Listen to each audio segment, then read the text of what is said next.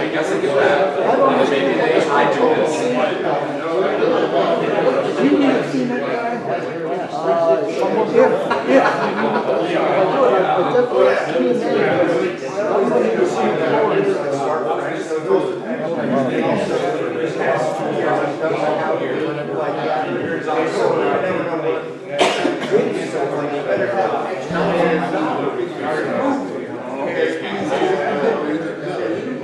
So it's been hard to go through this money going for drastically like events and like appreciate what time you get around. When I first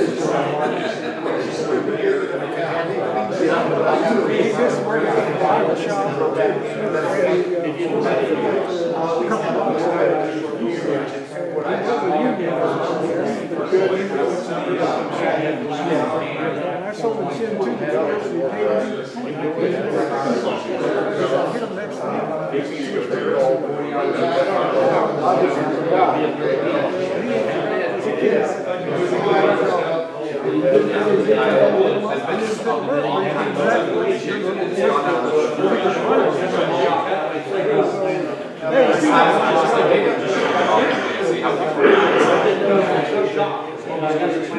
once a year, I just got to Take a picture of it. just my face.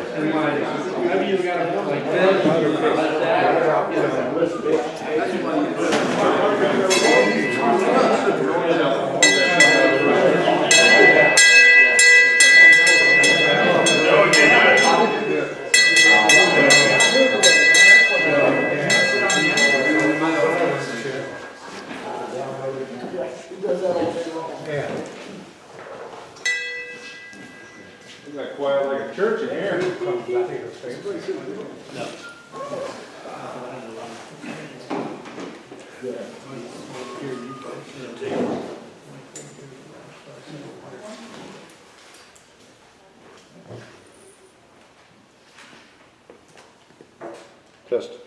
No? Oh. All right. There we go. All right, welcome everybody. Glad to see everybody here tonight. It's a good night for all this. I don't have a whole heck of a lot going on. We're going to have, end of this month on the 28th, we'll be having the demonstration over at the Skew wood shop. I got a note from last month. I need to check on lathes, so I'll get a hold of Brian tomorrow, see what he needs. If we need lathes, is anybody willing to bring a lathe? Small one? I've got one little midi I can throw in the truck. Crowbar?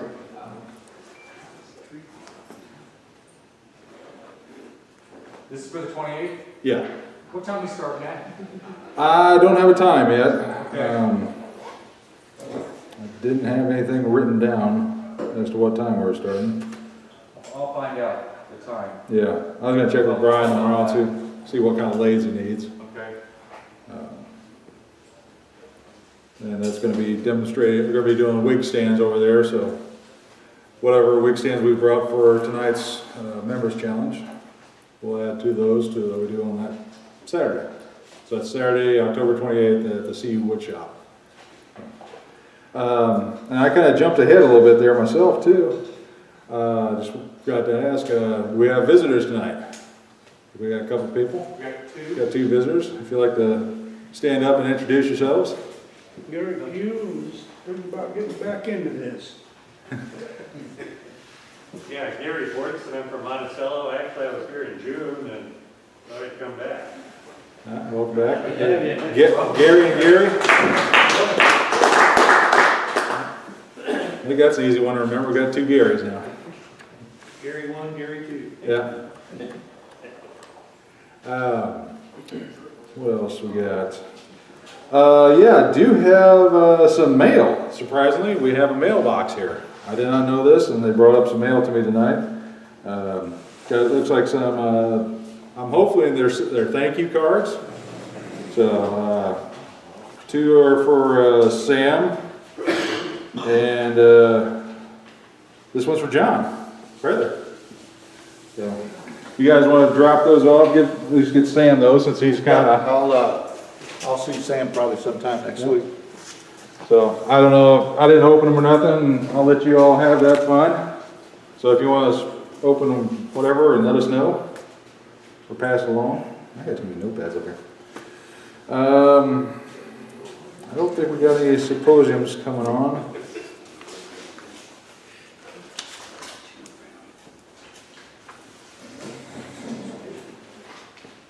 I need that for work. Okay. Anyway.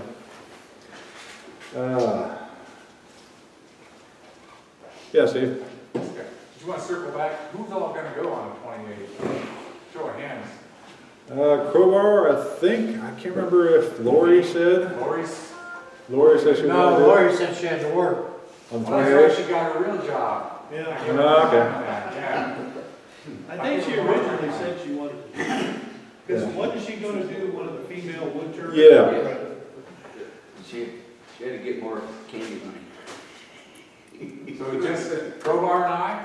I could be there. Chris? Okay. That's my birthday. I don't think I'll make it. Oh, get Johnny and Chris. Piece of wood. Anybody else? It's not right now. Okay. All right.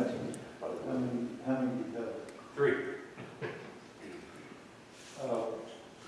If you need people, I can go. I've got a bunch of projects at the house. If you don't need people, You should probably focus on that. so, Yeah. We'll get through it. yeah. We'll get through it. Yeah. It'll be fun. And I'll probably be over there at some point too myself. Okay. I can check. All right.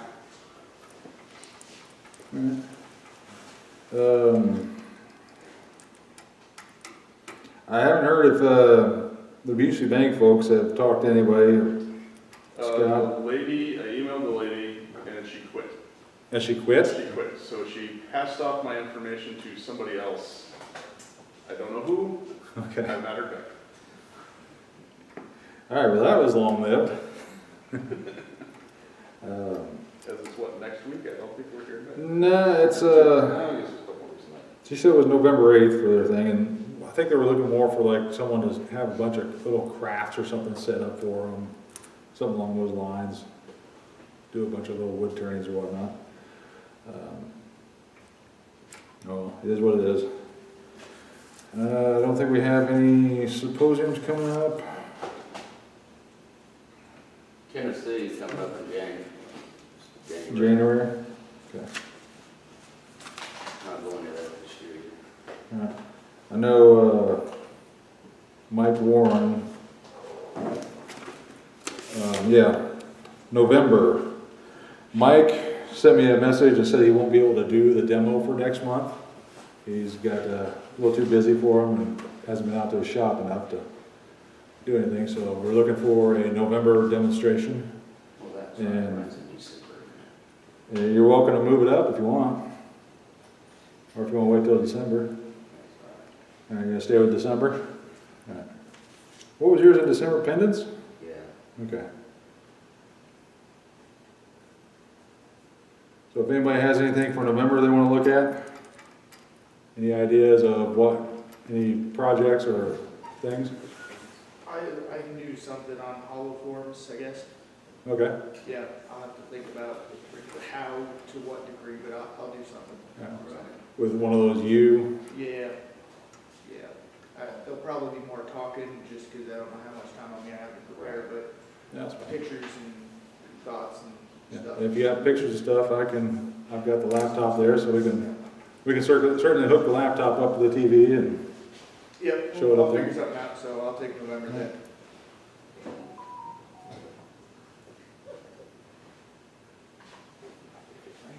yeah. So, hollow demonstration. All right, Cody, please step up. All right, thank you. Anybody have anything else you'd like to bring up? Like Gary, you had an item you wanted to bring up? Yeah, One of our favorite topics. we had a couple of Bradford pear trees taken down about a year ago, and I'm not gonna get to use the wood, so it's stacked in front of my shop. If anybody wants it, I just wanna get rid of it. It's free, just see me later. The two trees, the base of one, the widest part was about 22 inches, and the base of the other is about 18. So just, if you're interested, So where's this at? by Monticello, Where at? what's that? Where at? By Allerton Park. Allerton Park, outside of Monticello, Yeah, Okay. yeah. It's laid there for a year, and I'm afraid if it lays a lot longer, you know, it might start going decaying. Starts faulting or something. You bugs in it. Yeah. Oh, like this. It's dandelion. Cut it. All right. Pictures of this dandelion. I've got pictures on my phone here if you want to see what the stuff looks like. Sure. Okay. Bradford pear. So Bradford pears have been used a lot around here a few times. I love it. They're nice. There's some guy that's a Bradford pear. So like I said, there's a lot of people that will probably take you up on that here. Okay. Anybody have anything else?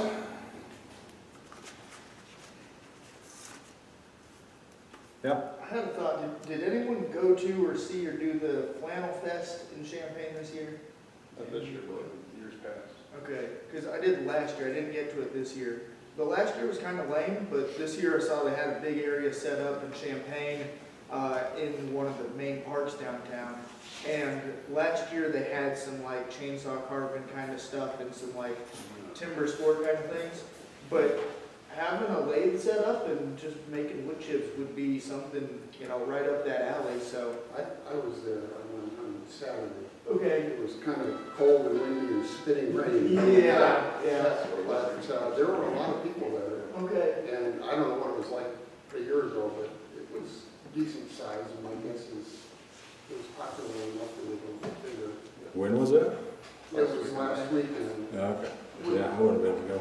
Would that be something that we can think about in the future, of just like, because, you know, you might have people interested in wood kind of events, so trying to. yeah, Sure, two demonstrations, like, Yeah. we're gonna see you, that'd be fun. Exactly. So, it was just a thought in a full year to. Seemed like they posted a lot of pictures on Facebook about that. It's Central Illinois with your energy I demonstration. think the main They still issue, do some type stuff. Yeah.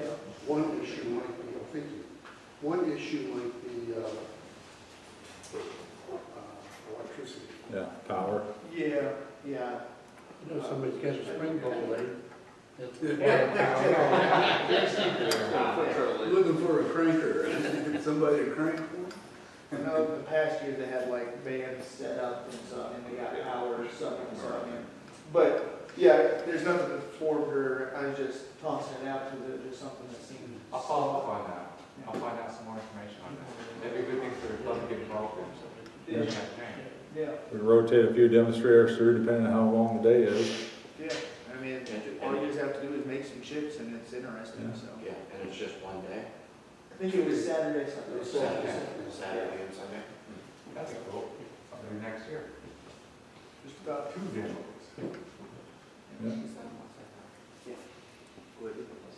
That was called, what was it called? Flannel Fest?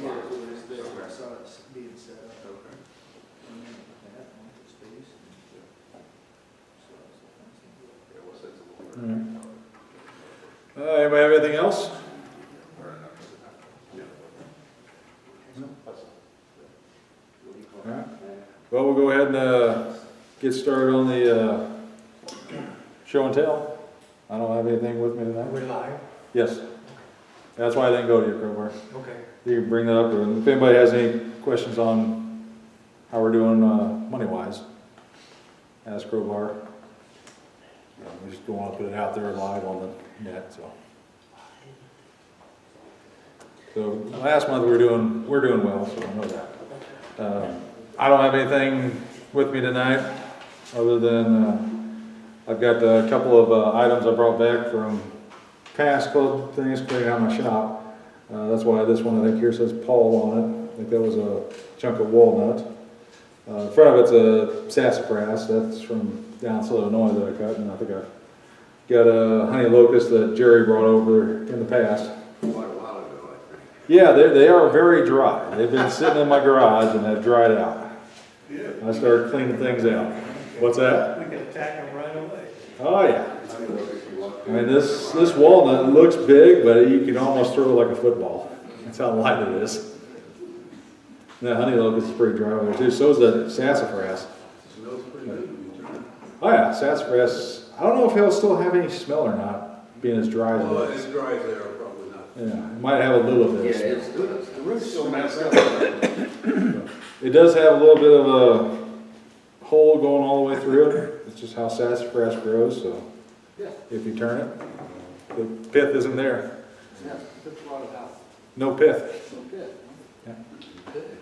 All right, so whoever wants to start with the show and tell. You got nothing? No. I'm gonna start then. Ted Byron from Tilton. This is one that Brad brought in last time from, what's his name? Used to be here. Anyway, it was practically all done. All I had to do was sand it. I put a finish on it. So I put shiny stuff on it because that's the way he always did all his stuff.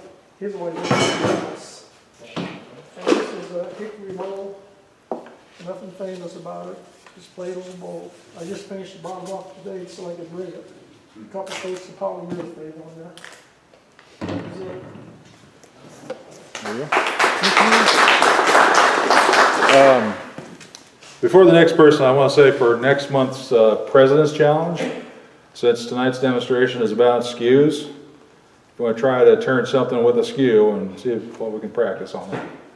So, Scott's over there grinning like crazy. I thought that'd be a good one. Yeah, I think that would be a good one because that skew is probably the worst one of my tools. I know that. Me too. So, all right. So, Hopefully after tonight you'll be better. yeah. So hopefully Steve's a good teacher tonight and we'll learn some good skew. All right. Whoever's next. Doug Bowling from Urbana. I've been working on this hackberry that I got. Turn around, Doug. Okay. This is one that I brought last month that was not done yet at that time. As I told you, I wanted to get one that was just sort of half and half. So I finished it up now. It came out very nice. I also had brought this one last time. You may remember the bark was coming loose on it, so you can glue it back on. Well, it came so loose that it all came off, so it still makes a nice bowl. And I've been trying different finishes on the same wood, but just try different finishes to see what it comes out like. And that's lacquer. This is the polyacrylic spray-on. I don't know if some of you have used that, but it's a kind of an interesting one to put on. When you first put it on, you think, yuck, because it's white kind of stuff. It doesn't look very good. It's water-based, right? Yes. Yeah. But it actually fills in very nicely, and on hackberry, which is a very open grain wood, you can't get it real smooth. You can sand all day and it'll never be really smooth. So it's nice to have something that kind of fills that in.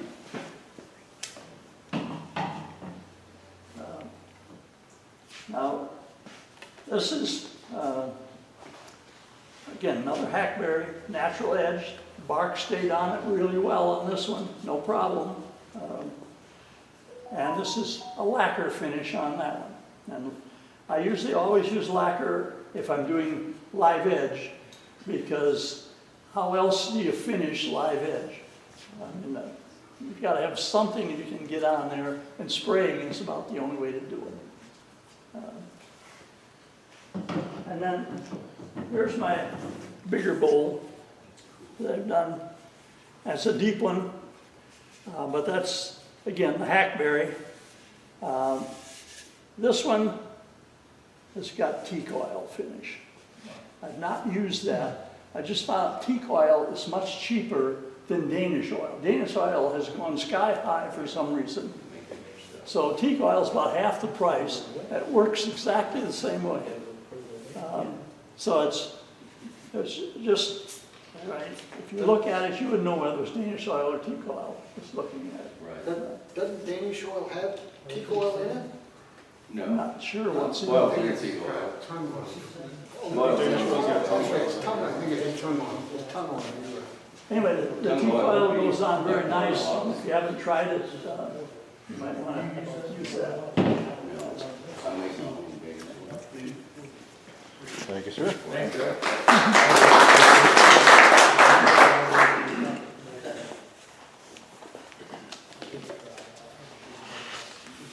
This came from Folk Earl, a burl. I had, this burl was like this big around.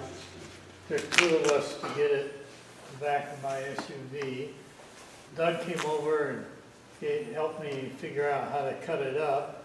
So I've gotten 7 bowls out of it. This is the last one.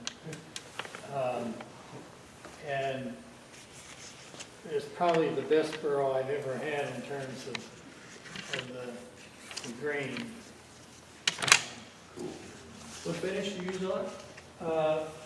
I use Revlon poly, and I do hardly anything on the cloth. I do 3 of them, sand after each time, then I send it down at 1600, and then put all the wax on that. So, Looks good. Yes, yes. Excellent. Is that burl in there? See Yeah, the this burl is- way back there? just the walnut. Well, I'm trying to figure out some new things to do with half logs that is different. I haven't come up with much yet. So I'm sort of experimenting with different outside shapes and things. None of them look very good to me. It's just a regular old bowl. So I've decided to not get fancy anymore with the rest of my walnut. That's it. I just want to mention one thing. All the stuff over there on the table, that's the Woodworker Club. They had a member pass, and that member donated in his will to the club. So you can look at them. They're trying to figure out what to do with them. They might possibly do a silent auction on those items. So if you see something you're really interested in, you might be able to talk to the folks here at the club and find out if they're going to keep it or sell it or whatnot. So I just want to say that, so that's all I got. And Chuck brought in a bunch of stuff for the raffle tonight, so thank you, Chuck.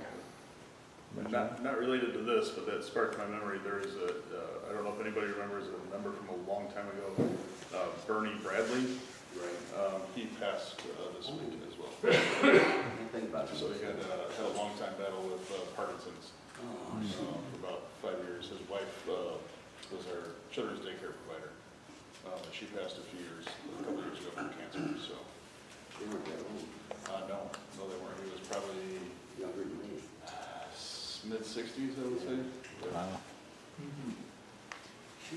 Do you have a go-to contact person for the tool club? Joe DiPietro is I believe the club president here. I can get you his email address if you're interested in We something. can put it in his notes. Yeah. Yep, put it in Scott's notes, and You can even talk to Ed maybe a little bit, he might have something, information on it, our host for tonight. Yeah. All right, Dan? I don't have anything this week. No? Gary, did you bring anything with you? No? I'd be embarrassed. There's nothing embarrassed, everybody starts somewhere. Other Jerry, Crooked Jerry. Crooked Jerry. You're walking about as good as I am. Wait till you get as old as I am. You I don't- spent the years jumping off of scaffolds and stilts like I did. Yeah, but you got internet famous hands. I can do a hand model for a tool store. Birdhouse ornament, or skeeter house, skeeternary. And I was thinking next month was December, and I'm gonna demonstrate making these pendants in December with a groove for the string around it. And I color one side and leave the other side plain. I learned this from Cleo Harlupu, or whatever it is, from Australia. He was turning them on the ship, the big ship Lollipop, or the wood turning cruise. But he wasn't doing any, he was just leaving the backsides plain. Well, I thought, well, I'm gonna texture the backside anyway, but I leave them plain. Because most of my pendants were like this, with a nice looking piece of wood and no color. But, so I still like no color, but anyway.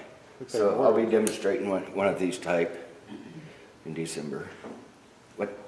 It looks like an Oreo cookie. Vanilla with a dark center. Yeah. Vanilla wafers, chocolate cookie, chocolate center. Thank you. Woohoo! I got 2 pair.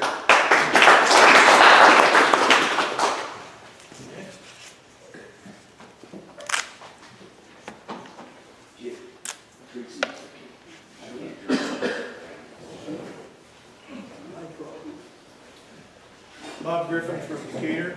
I brought in a couple of wig stands for the donation, and I was going to show you something different. Years ago, on vacation, we were in a novelty shop, t-shirt shop or something like that, and they happened to be selling shells and other seaborne objects. So that's where this came from. And I saw one this year on vacation that looked like this style, and it has a name, but I can't tell you what it is. I don't remember. The conch shell.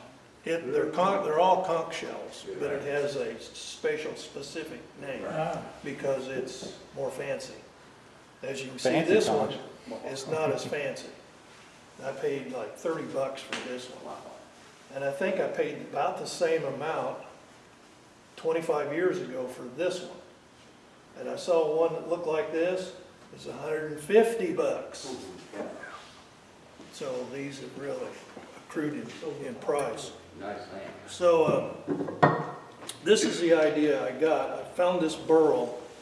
I believe it was at a shop in St. Louis, and they've since moved out of St. Louis to out in the country someplace. And I've never been back, but I've not found any burls that look, I better put something down or I'll try it.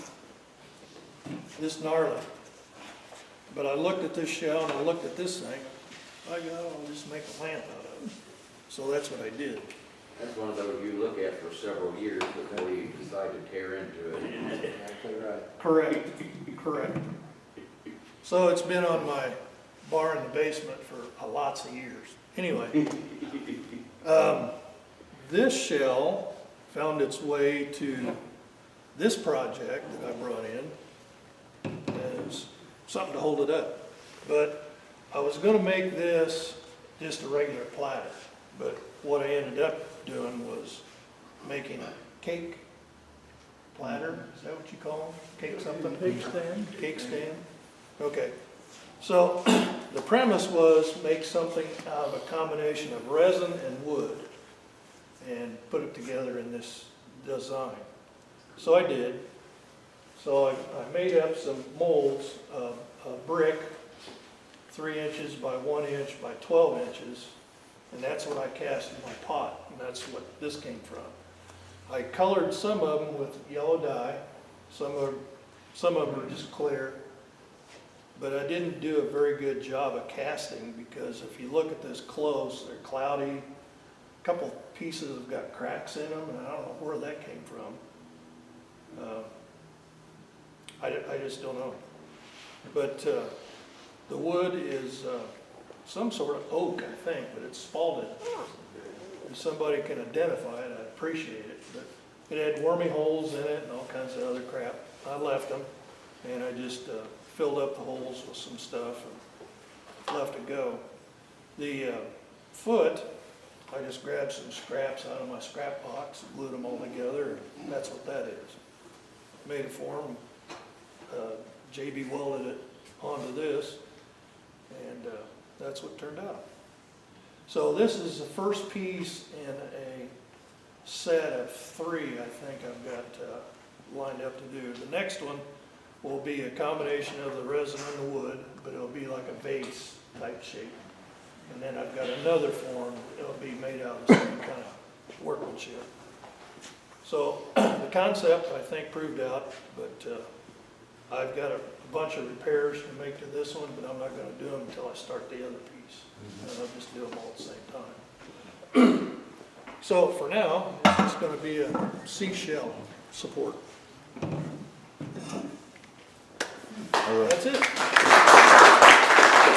The resin cracking could be due to it just being like slow, basically heats up, solidify, and sometimes that just hits a slow point where it just pops it right apart. Well, I've had the that cracks happen. didn't occur until I started turning this. So But I know what you're saying. Yeah. We'll find out on the next piece.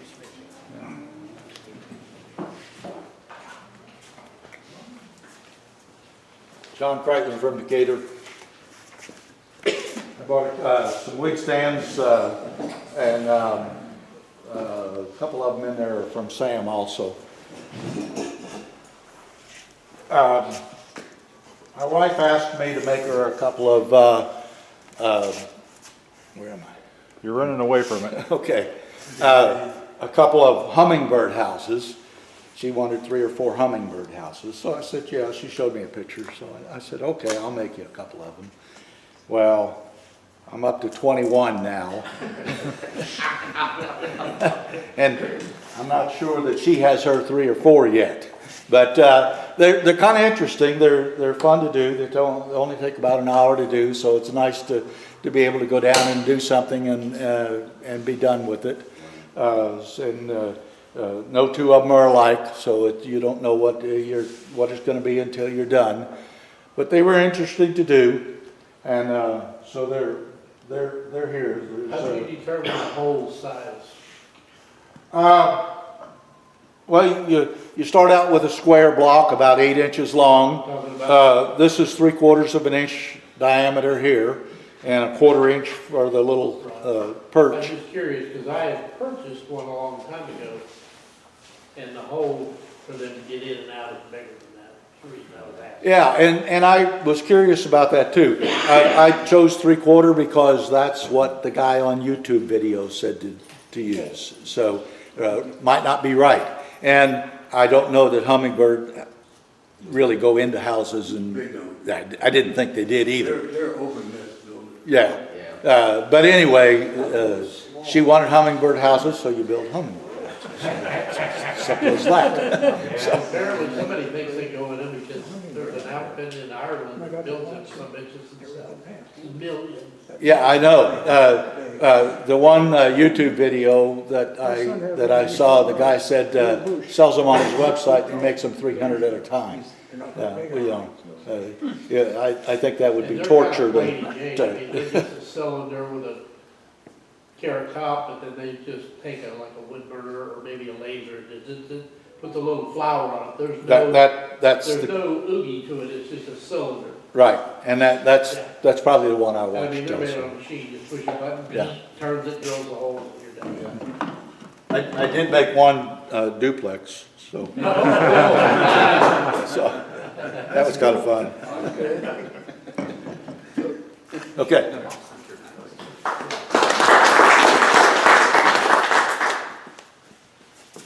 All right, Cody Jones, Champaign, Urbana. I've been hard at work on the lathe a lot this month, as you can see by my 3 little things. Now, I haven't had a bunch of time. These are just scraps from some maple burl that I had. They're not hollowed. It's just a hole drilled in the top, so just little bud bases. But I was fairly happy with the shapes. Form's good. I had been to the Peoria Art Fair Festival, and there was a guy there that had some pottery that had some really nice forms that I liked that were not this, but they were similar. And so after seeing some of those, I ended up just taking a couple hours going out on the lathe, and that's about all the time I've had on the lathe this month. So that's what I got. All right. Yep.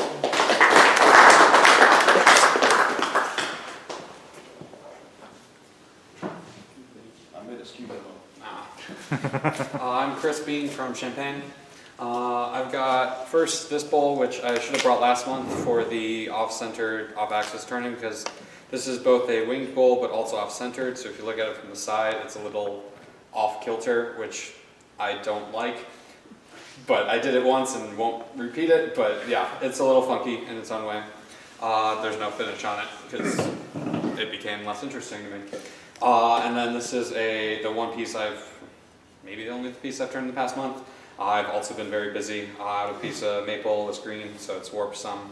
And then the layers here started peeling apart because there was something in between them, so got a little carved out, and so now it's actually better to hold it right there because this is a bit tall for most hands. And Well planned. so call it planned or an aesthetic choice, but yeah. So yeah, pouring, yeah, exactly, or a spoon rest, or you can sell it however you'd like, but yeah, the reason is the wood came apart, so, and that's what I've got, so.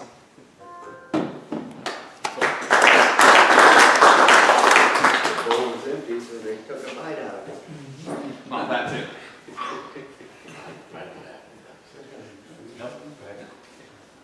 Yeah, there's no finish on that one, just rough. Paul Willie from Decatur. I turned it's going to be a natural birdhouse. Bark come off of it. And it had a crack, and I filled the crack, and after set it for a day or two, it started cracking more.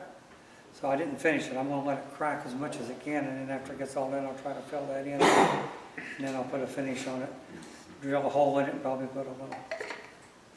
But it was supposed to have been a natural edge, and I hope next month maybe I can try a different piece of wood that the bark will stay on. But that's cherry, not a sapwood in it. It's gum wood. Sorry. They don't stand up very well. That's why they're not hollow. It helps them stand, and they still don't do it very well. You got a ball to go with the board. Yeah. Thanks, John.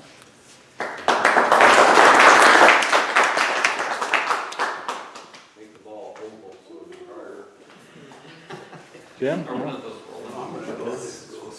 Hello, Jim. Jim Durso from Urbana.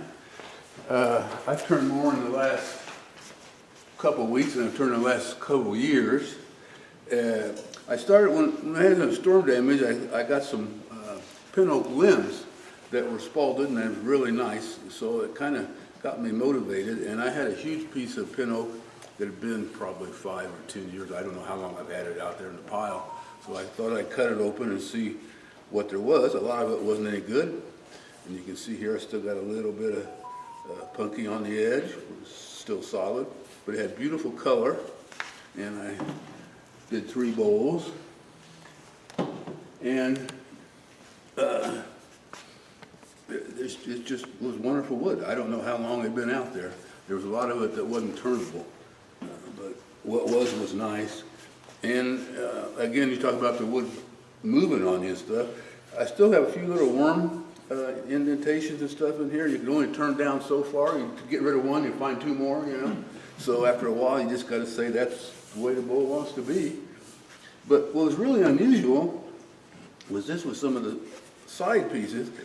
And I tried everything I could to get this thing to cut smooth, but I couldn't do it. I tried turning slow, I tried turning fast, I tried with a chisel, I tried with a scraper, I tried everything. And the only thing I can think of, this is totally off-center to the pith, and the difference between the hardness of this side or the texture from one side to the other, it just, no matter what you do, it just vibrates. So, anyway, you never know. 3 out of 4 ain't bad. Thank you.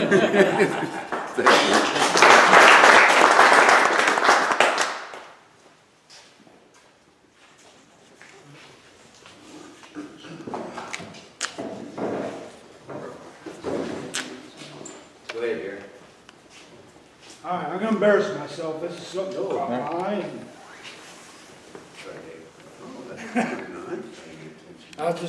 I'm just getting back into this. I never was real good, but needed something to do, and that's what I'm up to right now. What is it? What is it? Red cedar. Oh, cool. Red cedar. Smells really neat, doesn't it? Yeah.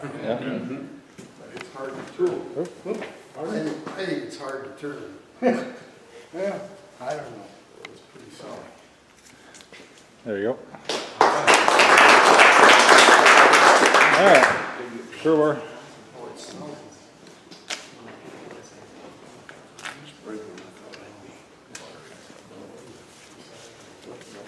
For the President's Challenge, I did some wig stands and I colored them up, so. Did you do one for each of us, I take it, based on the boxes? I'm sorry? Did you do one for each of us based on the boxes? Basically, yes, maybe 15 of them or 16 of them. I've been on light duty, so I have plenty of time to do this, so. But I can't turn them over tonight to anybody because CIW is going to do something and I want to take them over there for a show and tell. So probably sometime in the future, you guys, I'll turn them over. So how many are you up to now? 455.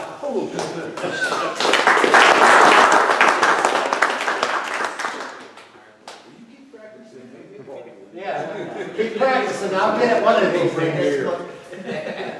All right. Is that everybody?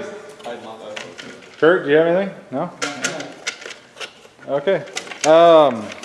Jim, we might have a problem here. You're right in front of the table I set up for show and tell. Oh, I just came in the right place today. Now you want to face that way, Looks like we got a couple extra things over here. Who brought the legs in? I brought those in for someone that wants to turn wig stands. Wig stands, spindles. Okay. Where's my beer? Someone wants to have it. And bring the cherry in too? Yes. Okay. Nice chunk of cherry over here. Pretty thick piece. All right. All right, first number up. 350. 350. Yep. And I'll have the raffle stuff up here for tonight. Give away a pin oak. Yeah, that was pin oak, wasn't it? Ted brought those in. They got some weight to them. They look like they're skinny as heck. We'll get one in the truck. All right. Yeah, that's what I said. There's a monster over here. All right. Next number is 345. That's me. They just draw one. You want to go ahead and re-gift? All right. Shoot on the another piece of wood. 353. Paul?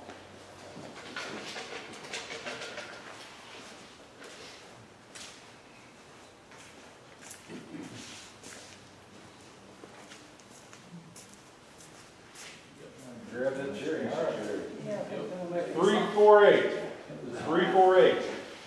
Jerry?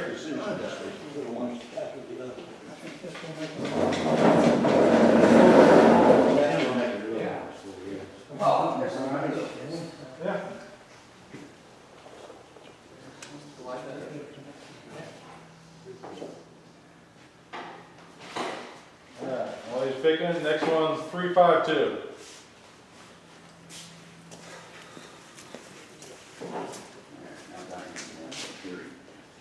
Should have listened to you all the time.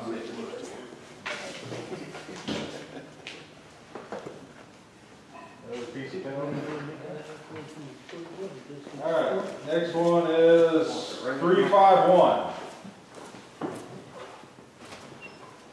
Cody?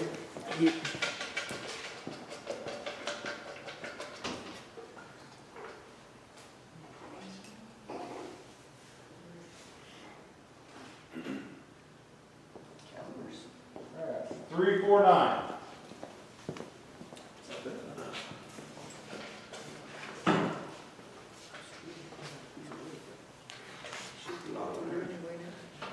Yeah. A lot of stuff brought in today. 346. We can read you. Re-gift? Alright. Everybody with a blue ticket might get some tonight. 347. Re-gift. Alright. Yeah, a little bit, kind of face, side shield that deal there. Pretty small. 356. That's yours, go for it. Alright. 355.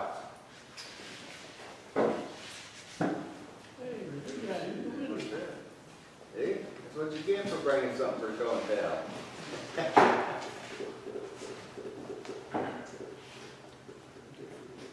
Nothing there? Alright.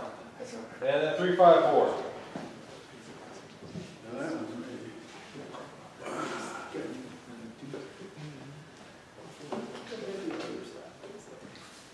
John, who brought in this chair? Doug. Doug? Thank you, Doug. You're welcome. Thanks, dog.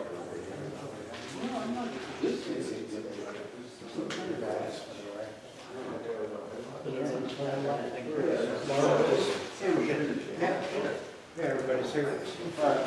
Alright. Crowbar brought up something to me. We recently raffled off for presentation demonstrators last month, and we want to give away those items to everybody now that he's back in. Back in rare form. Yep. Got his satchel back. So he's got them right here. So, Scott? Yep. We can clap again.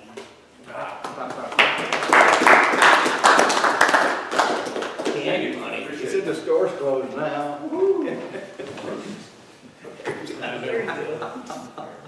And Jerry? Is that correct? Dan and Jerry? Dan and Jerry.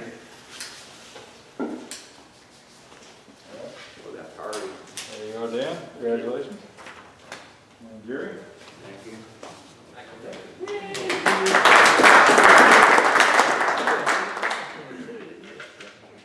Alright, so we'll go ahead and take a break.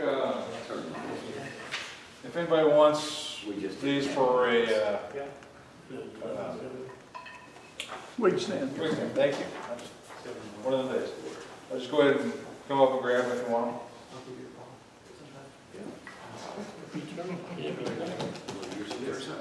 Throw these other two over here in the raffles. Go ahead and take a break for a little bit, and we'll get raffle tickets out for the prizes tonight. Face shield is our kind of big one tonight. Plus we have plenty of wood to go out. Sassafras. The sassafras.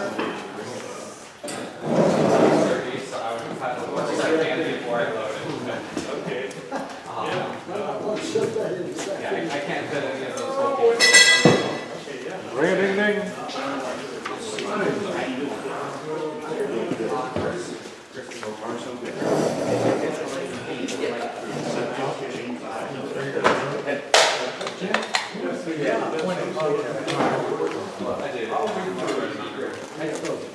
You go to,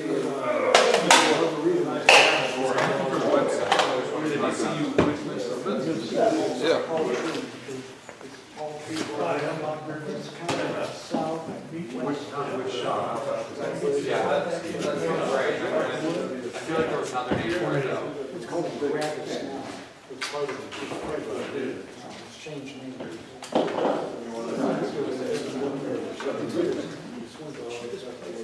It's a sassafras. Goodness, can't figure out how to get into it. Yeah, it is. I like trying to keep that. Oh, yeah, yeah. And then anyone can get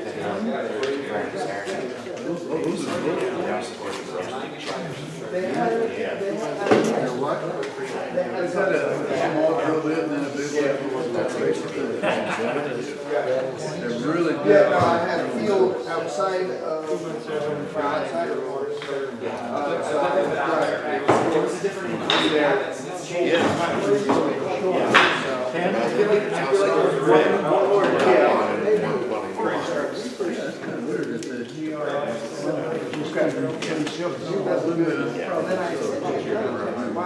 Yes, about a 3-day or 3D. Yeah, no contact for anyone. You know, really, I thought it's not really, it's not bigger than a cat, maybe they come in from the shed. It's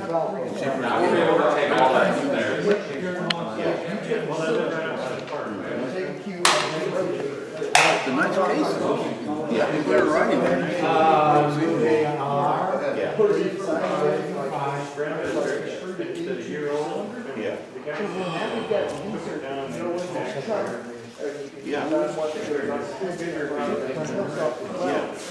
That would just be perfectly centered. That would match any cue.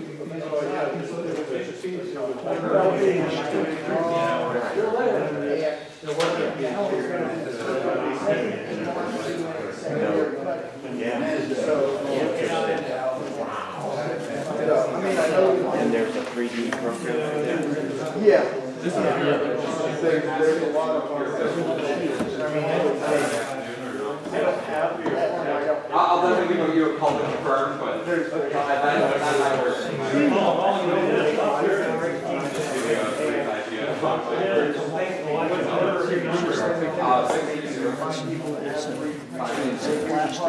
Yeah.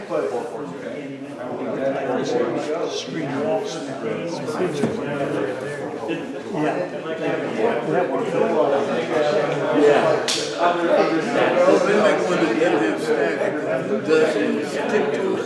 Then you'd have some, or that to put a windshield wiper on it, so. Yeah, they do like to play that. Yes, they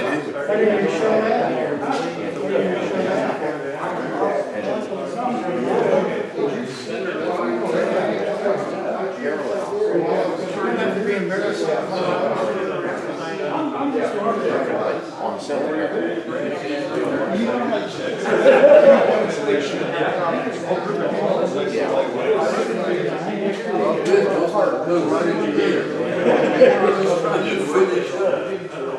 Well, this is the third try. Looks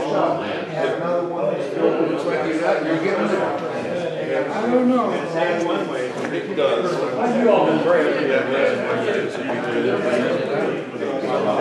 Strong.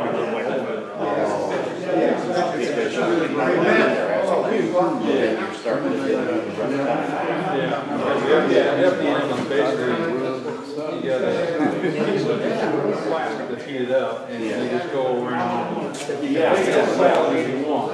Just keep going around the pattern. Because the resin, you can't go like that. It's pretty soft. I got a piece of resin.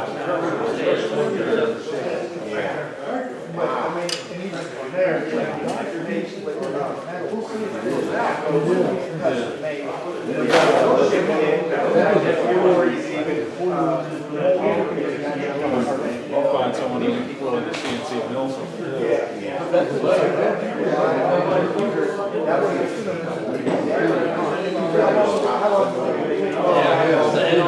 Well, at least it was warm down there anyway. Good farm. Tinker Cat. Yeah, it's like a little website that I've gone there and designed everything. remember where I got it.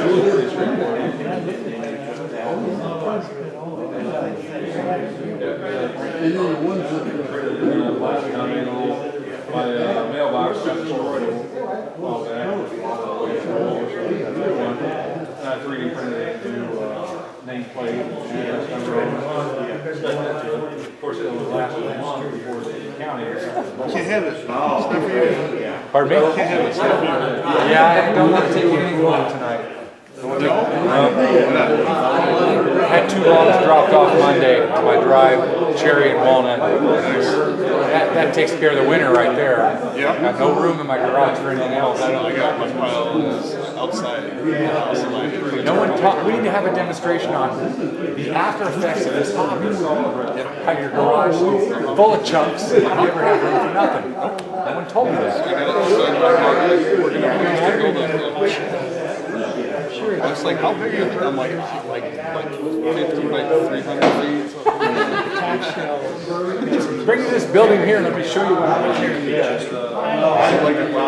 For the ultimate green shop, I had like a 30 by 60. I already got it filled up. Yeah. And I'm like, how do I already have it filled up? I was like, oh yeah, it's actually got the aisle room right to wheel my tools in. That's right. Being out, space for stuff. Clothes right there. And neighbors have a nice big barn. So one of their nice all that walnut. Oh my, yeah. That's good. Nice neighbors. They're good. It's funny, so that was the house that brought us out to the river. Okay. Because they have an attached 1,500 square foot with 20 foot cemetery. So we set it as like a trailer. Okay. So it's like empty trailer. Yeah. It's got, you know, pit underneath everything around the cars. It's got a temperature pressure washer. You know, it's really gallon one in the house. The house itself, was a work style. And what he did on the inside was just, like, you could have done anything. And this is what you did. We would have had to tear every single one. No, I read it. Together, the floor plan was crazy, like every single type of furniture used. One of the bedrooms, so if you look at like the living room and the kitchen, things like that was really nice. Everything was 2 by 2. It's not an extra room, so the window is through the closet and the staircase there, the stairs. There's a second kitchen, there's like a shop type kitchen, and that's on the same level as the main kitchen, like through the door, and not downstairs with like the shop. And I'm like, well, and that bedroom that's downstairs is like completely different. I'm like, you could have taken the kitchen, the bedroom, and a really nice mother-in-law suite. It's got its own exterior. It's just like what you did. It makes you wonder what events in that person's life led to that construction. And they also have, it's probably 40 by 100 foot outbuilding as well on their property. I was like, man, I really want this house. I was like, no. So I'm about to one down the street. But fast forward, we had an old neighbor that was there. It's like, yeah, we're going to offer it. I was like, we're not using it for anything. We're going to start it. I was like, it's about 50. This big giant furniture that's coming down. So we'll just start it there. And like 4 months later, he's like, hey, we decided we're just selling because it's too much house and the property value really went up. Okay, cool, I understand. Can you talk to me? Yeah. So new people are really cool. And so yeah, they're like, yeah, absolutely. Store your stuff. Yeah, something nice for them. Oh, absolutely. Yeah. They just got married. So it turned out real nice. I've actually got a big one at home. It's like a giant big cell. Thanks for the handout. Yeah.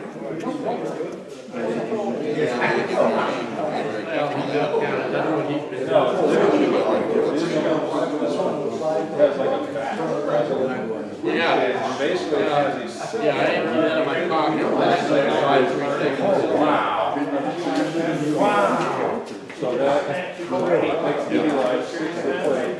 Raise it up, tops it up. And then go back down and make the next layer. And then you have to do very cool bumps on the bottom where Basically, cleared out the side, buried it in the barn, so we kind of had to clear out the barn. And just, those were the, yeah. those are 10 feet long. Jeez.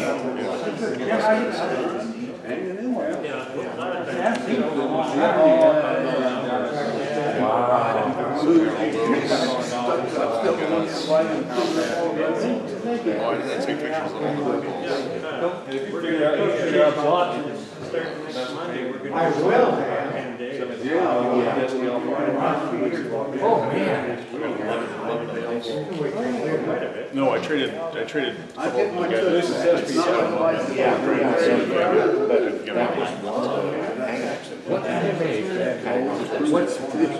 With that shape, I've seen clocks and tables like that. Are there other things? I mean, we can experiment. But I mean, anything else you'd be chunking it up. One of them's gonna be my dining room too. Yeah. And then one of them just completely moved too. So that's gonna probably get cut off for gun stocks. Yeah. Because we have one in there, I was talking to some people, like, yeah, make sure you slice that at least 3 inches thick, because then you can make gun stocks. It's got this nasty bone in it. And I'm like, I'd have to clean it down to like an inch and a half thick to get a usable slab out of it. So I'm like, all right, well, that's the one that's getting cut up. Good idea. I never would have thought of that. You know, I mean, I know nothing about that. It's not my search. All the gun stocks. No crackle burning, lick and burn, or whatever. And you will slice up every single piece of your stuff. Okay. Because, yeah, some of those, I mean, you're talking We did it 2, once. 3, 4 feet. Yeah. Right? Yeah. Some of these are going down. The whole 2,000. And it was interesting because I got a, So like the lower end ones that I was finding were like $200 to $300. $300, yeah. Yeah, and like, oh yeah, that one, if you look at the figure in it, there's like the entire piece of wood that I got, yeah, $1,000, $1,500. I'm just like, okay, cool, and then they're gonna spend another $10,000 on getting a hand firm or something. Yeah, yeah. There's money in that, man. It's ridiculous. So, well, we're gonna, can you get ready? Are you ready to go? I'm pretty ready to go, yeah. I'll get a bottle of water and grab a seat. I'm ready to go. Good luck on your demonstration. pyrotechnic finishes. Exploding wood. Exactly. Because we're gonna be After, hopefully after November 9th, I will be a lot more take a chance in here it's or. this much more. Well, I don't think they have too much of a problem, just have some kind of air handler, because I mean, they got the laser room there, they got the other stuff. Yeah, so it's an outdoor demo. I'll be around for a while for sure, but Well, it starts out. I'm in the ecology and leadership behavior. It used to be animal biology, but I work with soybeans, strictly soybeans. So basically crop science guys. Well, it's a good part of the country. That's what I've heard. Soybeans, increasing yield, seeing how they respond to damage. So, Good luck. yep, I appreciate it, and I'll tell you about it next month. And then maybe I'll be able to stop over at the shop once too. I keep saying it. It's there, I'm there all the time.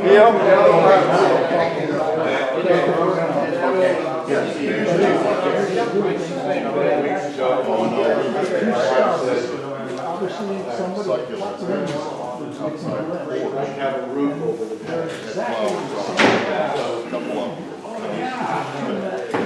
We were just outside when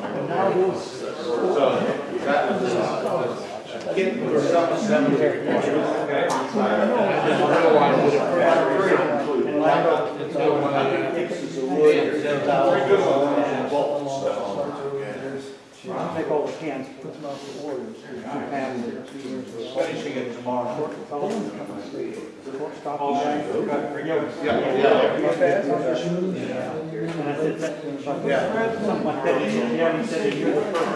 Everybody get your tickets?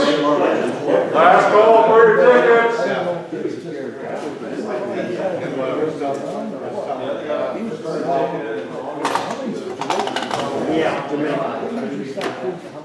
Make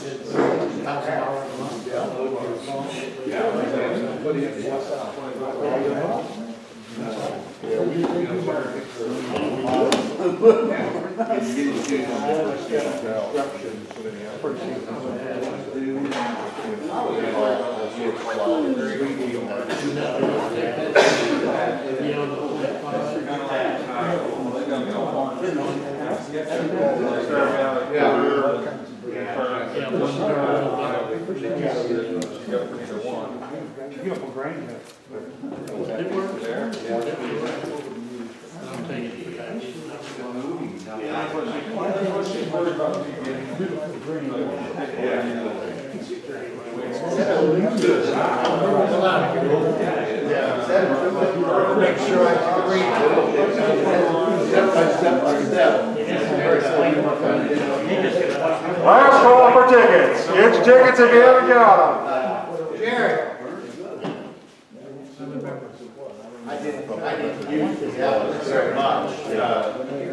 Jerry, the booklet that came with it. And, you know,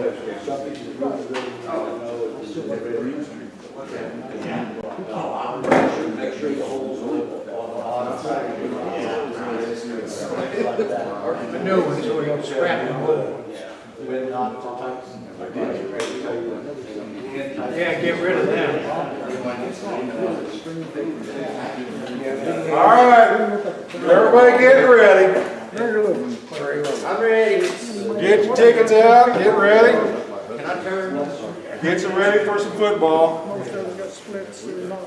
Don't bet on the Bears. That's sad, but true. All right, first ticket up. First number is 332. Bingo. Oh, just missed it. Oh, Jerry. I don't know what I want. I don't want another face shield. I'll take it. I'll take these bullet point. Oh, you think you're ready looking at those. All right, next one up. 336. And that is, huh? Missed it by one. Yeah, I don't know. Yeah, I can always use these. All right. Next one up is 321. What? 321. Blast off. Chuck? That's hard. The shield? Always a good thing. All right. So we got two chunks of pin oak. I believe this was walnut, honey locust, and sassafras. Got a bag and some screwdrivers. Next number is 307. 307. John?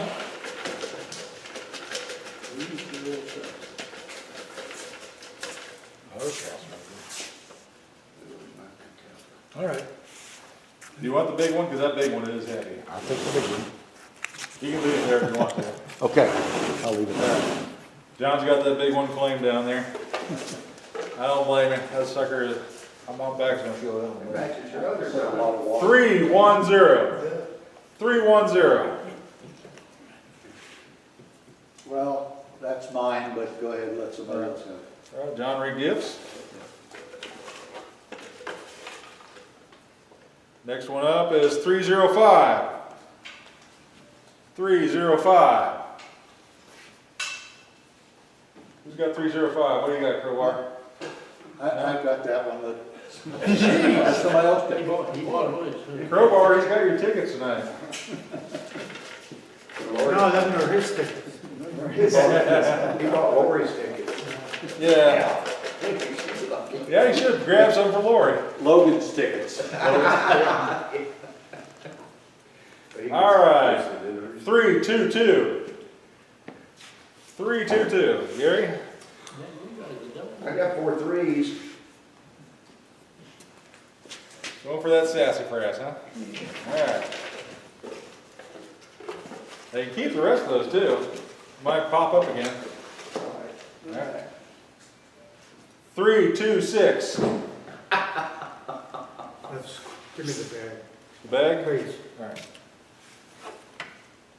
Thank you. All right.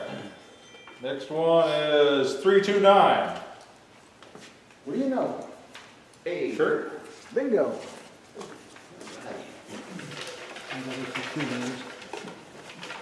All right, so what we got left is pin oak, honey locust, and walnut.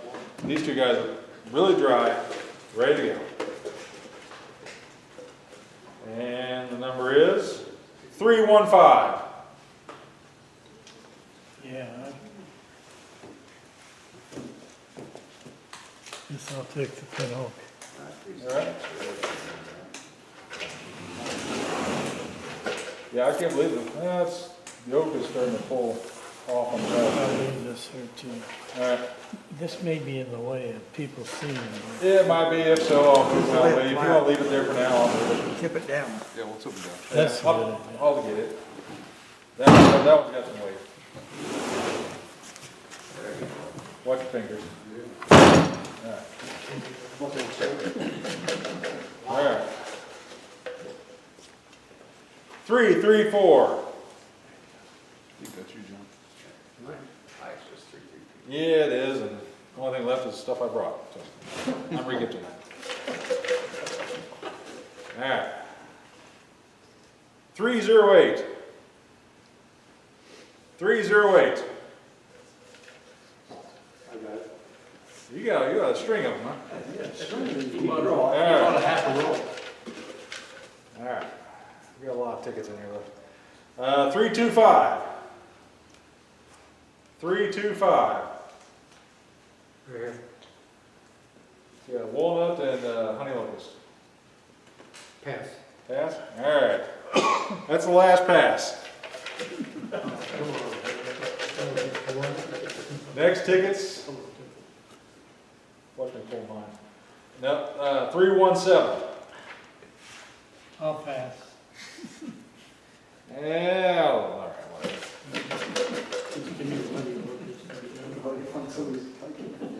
All right, 337. Honey locust. All right. There goes my honey locust. I've got it ready to cut. I got too much walnut. All right, the last one, 306. Walnut. All right. I'll take the one. This guy's got some lightness to him. Took you a long time to take that piece out, John. Yeah. 4 tickets. All right, let me get tickets, I think it was 6 winners. Let me get the camera rolling here real quick on the record side. So I do have a few handouts for the presentation tonight if anybody would like them. I will also email that file out to everybody afterwards. But if anybody wants a copy, follow along. We've got a copy. Give me one moment. All right. So I guess before we start, how many people have already made friends with the Skew? All right. How many people think the Skew's a straight? Acquaintances anyway. How many people own a Skew? How many people own a Skew? And how many people have one stuck in their wall after they got it? All right. All right. So hopefully tonight we'll make you a little bit better friends with the Skew. If you hate the presentation, you can blame Corey. He's the one that kind of got me into the Skew and I've kind of taken it from there. So basically, I absolutely hate to sand. It's my least favorite thing to do on the lathe, in the shop at all. So I've made good friends with the Skew. At this point, I think I do a pretty good job. I guess you guys can judge that tonight. But it has significantly reduced my time of sanding and the mess of sanding. It has quickly become one of my favorite tools in the shop. So I've really been, probably in the past 8 months or so, have really kind of taken off with the Skew. The presentation tonight comes mostly from Alan Lacer. If anybody is not familiar with Alan, I highly recommend you check him out. He's, I think, a fantastic job of taking my knowledge of the Skew teaching in a very comfortable way. So a lot of what you see in the presentation today is derived from his presentation. And so I guess we'll go from there. So the first thing with the Skew,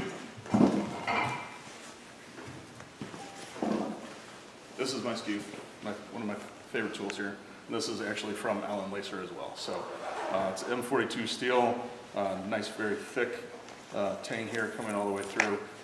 So the critical thing about the Skew is the geometry. So from this point here, which we're going to call the long point tonight, and this point here, which we call the short point, this is a 20-degree angle, give or take.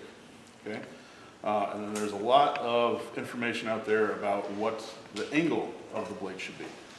And in my opinion, it's not exactly the angle, it has to do with the relationship to the thickness of the piece of steel that you have. So the easiest way we found that is that 1.5 times the thickness of your steel will get you a good cutting angle on your blade, no matter what your thickness is. So if you got thinner blades, thinner Skews, a little bit different of an angle, but they kind of all cut the same way. On the back side, the long side, this is a flat point. So when we arc into the wood or do some of the shoulder cuts, we're going to be using that side. But when we do a rolling cut or cutting coves on beads, this side is rounded over. So most of the tools that you're going to buy are not rounded over. My first Skew here was not rounded over. And so the easiest thing to do, and you can kind of see that here, if you take a closer look at it, that it's all squared off angles down here, but this side is rounded over. So just take that on your belt grinder and get it. But if you don't have that corner knocked off, it's going to be really hard to cut your beads. You kind of glide that over on the tool rest. They grind off the, yes. Now, when you say 1.5, so if it was 1/4 inch thick, there'd be 3/4 on the side? No, 3/8. So 1/4 and 1/8, so 1.5, not 3 times. Fractions are rough. So, yeah, just 1.5 times. And then on mine, this one is actually closer to 2. So I found that grind will give you a little bit cleaner of a cut sometimes, but there's kind of a give and take on that one. So the longer you have that, a little bit more unstable your point becomes, and it's also trickier to control. So the reason I did that, if you look here, those are about the same thickness, or the same part where you start your bevel. And the reason for that, so now that I can, one, sometimes get a little bit better cut on this depending on what the wood is, but two, I don't have to set up my angles again when I'm turning. So these ones are eventually going to be the same when I kind of grind down to that point. So the absolute most critical thing with the Skew is it not only has to be sharp, it has to be scary sharp. So this is the only tool that I will hone. And this is kind of a little bit of an alternative grind too. So most of the grinds that you're going to see are just a flat point or a straight cut. There's a lot of advantages to this one. It kind of helps you roll the cut. It kind of limits you on some of the cuts. It gives you about 15 to 20% more surface area when you're cutting. And depending on the wood too, you can adjust that angle. And so the angle through the curve tends to get you a lot cleaner cut sometimes than just a straight cut. It's a little bit more tricky to sharpen. But after you've done it a few times, I think it's pretty simple. So I know a lot of us have the Wolverine system. This is off of mine. If you notice, I've got a nice shiny spot here. So as part of their manufacturing process, you notice that's exactly where the weld is on the other side. They don't grind that flat afterwards. There's a hump on it. So if you haven't ground that flat on yours, particularly with the Skew, I highly recommend you do that. That's going to give you a lot easier to grind it. So as far as grinding on it goes, I'm not going to spend too much time on it because I think we're all pretty decent at it at this point.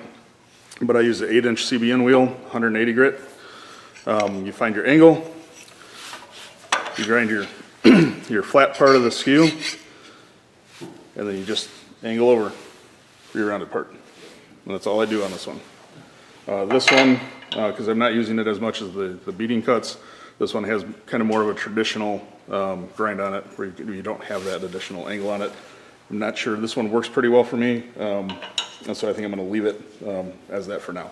But getting that sharp is absolutely by far the most critical thing that you can do on a skew. If you don't have a sharp skew, it doesn't work. So spending the time getting that set is what we need to do. And then what I really like with having that cut on an 8-inch wheel is you get a little bit of a hollow on this. And so 600 grit diamond, if you're doing it on a flat surface, you don't have this. But if you have it on the hollow, you get 2 points, right? So you can easily find that angle and then just work your way down the blade. Always having that 2 points of contact. We'll do it on the other side. Always have the 2 points of contact.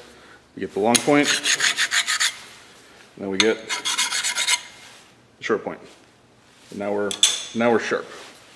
If you don't believe me, you can come up and try it.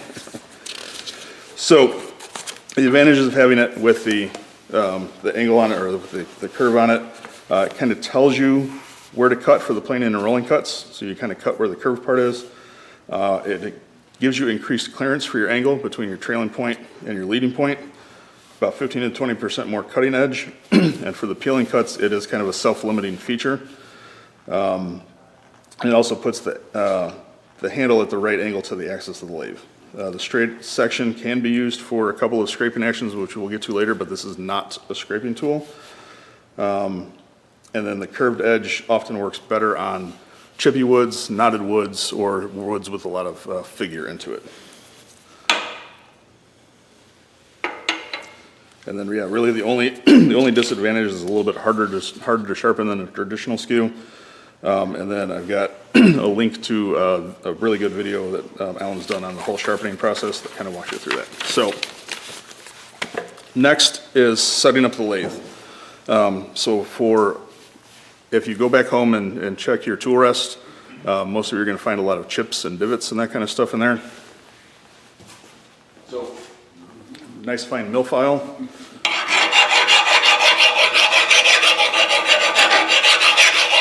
You're just going to go get those points off of the tool rest.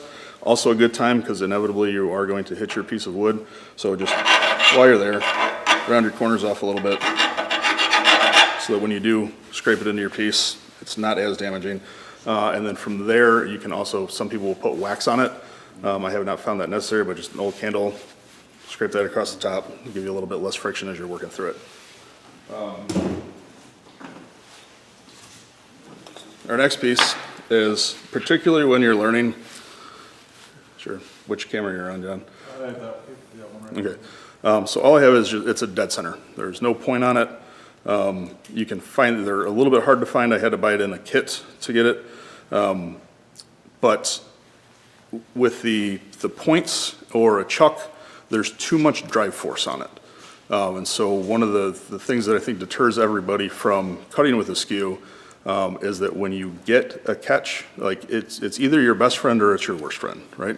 And it will immediately tell you when you've done something wrong, but you oftentimes don't know what you've done wrong. So we're going to go through some of that tonight, but what this allows us to do is almost have a slip clutch. So we're not going to have as much drive on it. So if you do get a catch on it, it has a tendency to spin the wood and stop it rather than destroying your wood. So particularly when you're practicing and learning on it, I do recommend doing something like this rather than putting it in a chuck. It will save you a lot of heartache and damage on it. So, What'd you call that again? it's just a cup center. I don't know what they call it. This way. Yeah. Yeah, One Way has one very similar to that, and they call it a safety center. Okay. Because you don't have the drive on it. Yeah, and you'll see sometimes like it's kind of become more popular where it's kind of more of a serrated edge in there, and there's also some that have like a spring-loaded point on it. That's called a stub. Yeah, so a stub type center. So yeah, that can give you a little bit too much drive still, I think. But if you do have one of those, I would pull the center point out of it if you can. And then sometimes, so if you feel you're not getting enough drive on this, you can cut a couple of grooves in there and give you a little bit more. But the nice advantage of this too is once you put your wood in there and you take it off for whatever reason, it's really easy to center that back up because you've got kind of a nice indent on there. So as far as woods to turn with, obviously when you're practicing you want something cheap. something readily available. So tonight, we're gonna be using 2x2 furring strips. An 8-foot section of these at Lowe's today is $3, and you can get about 15 practice blanks out of it. Alder works well, poplar works well, and until you kind of get the hang of it, I wouldn't recommend you doing anything harder or destroying good wood. So that's what we're gonna practice with tonight. And without further ado, I think we're ready to get started.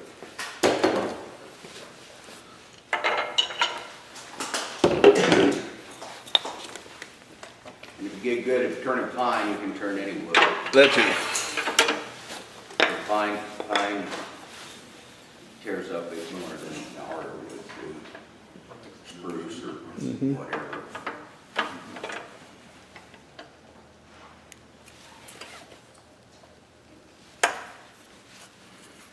All right.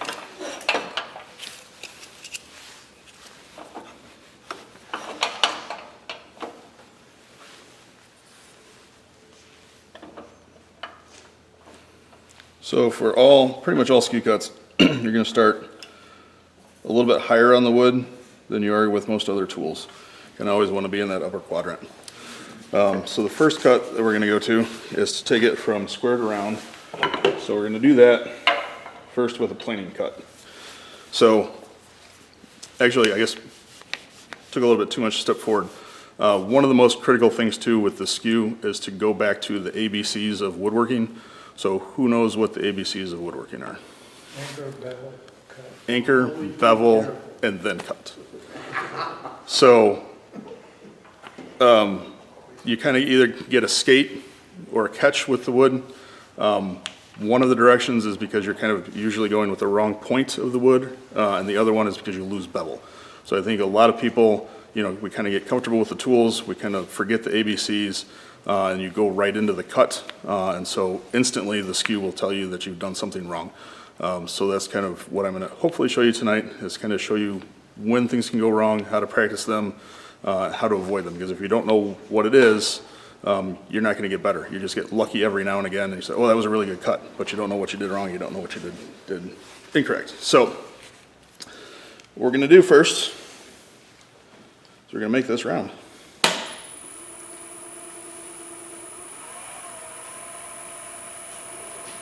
So to do that, we're just going to come in, and you can knock the points off. Just basically push the points off. There, I don't have quite enough drive on it, so we'll give it a little bit more.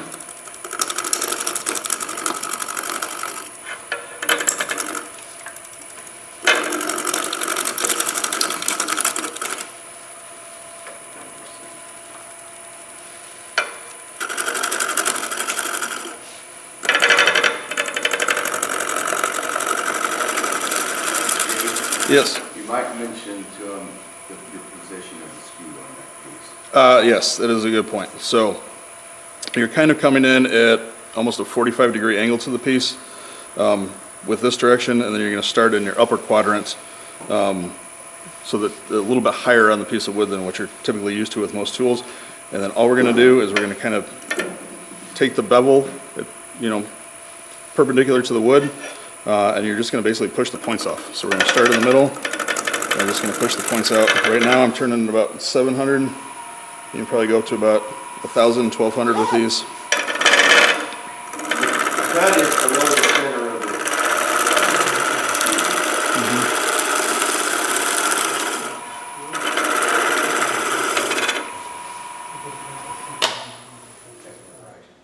So you can see there we're starting to get a pretty decent cut on that one.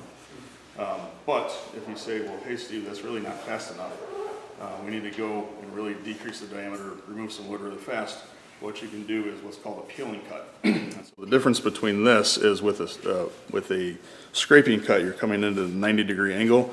And if you do that with a tool, it's just going to bounce in between that piece of wood, and you're going to get caught. So what you're going to do is you're going to start low on this, and we're going to arc into the wood, kind of similar to what you would use with a parting tool. But this is probably one of the fastest ways that you can remove a piece of wood. Now what I'm doing on this one is I'm just using the flat part of the wood. I'm not going into the rounded part on this one.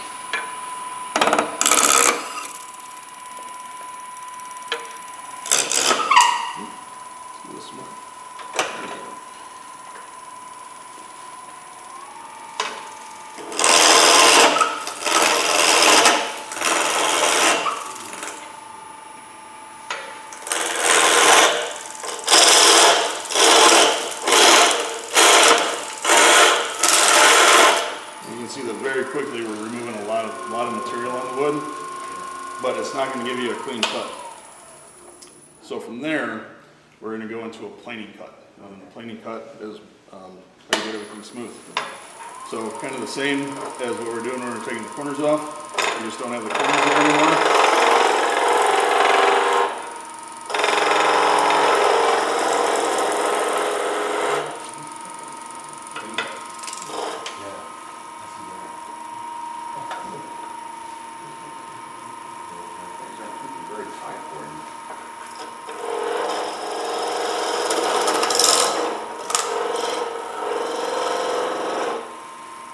I'm gonna knock this off here.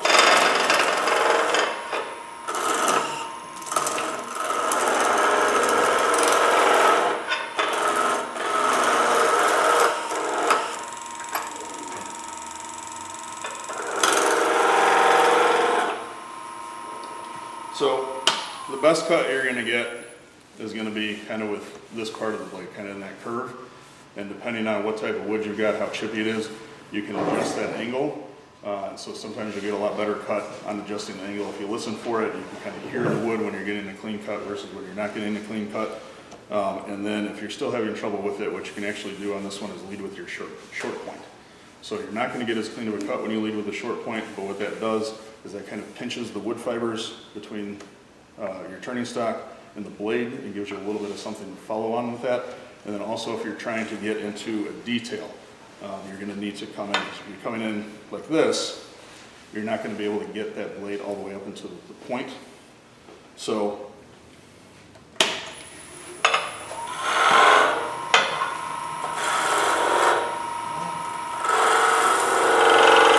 we kind of start the cut this way, and as you get closer to that detail, we're going to arc back a little bit and then kind of go in with the point of the blade so you can come up right next to that detail.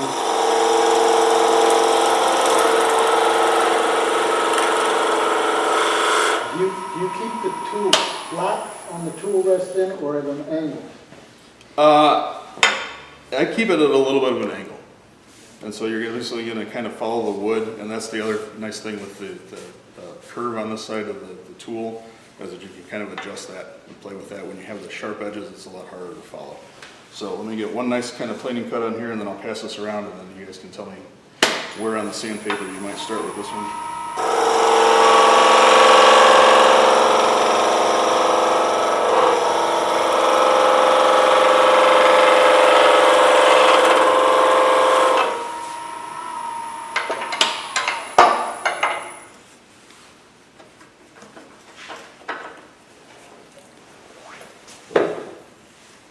I'm often finding that, you're going to get up in the 600 plus grit with sandpaper if you use anything less than that, or even a lot of the time I try not to do it, so you just burnish that with a little bit of the wood fibers.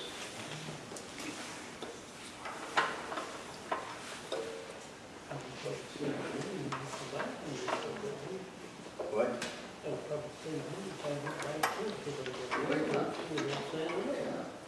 About $150 Skew. Well, higher than that now. Mine was about $150, but I had a coupon at Ross.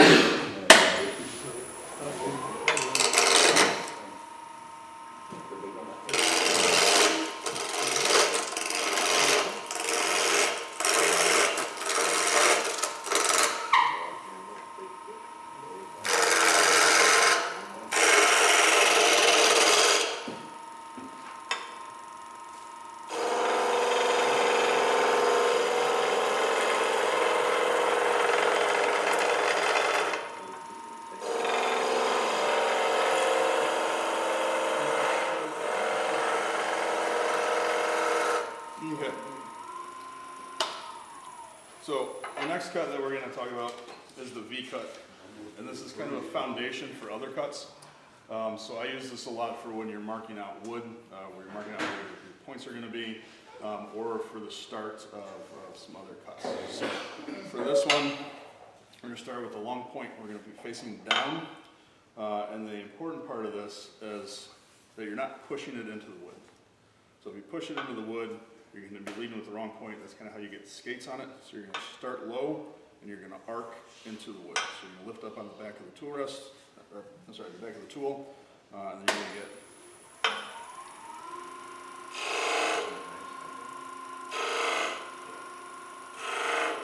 a nice clean cut. So from there, we can just work from side to side.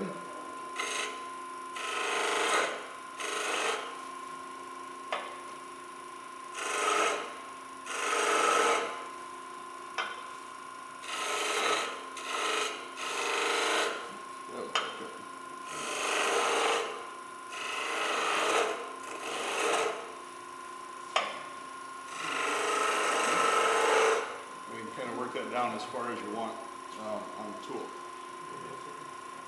or on the piece of wood.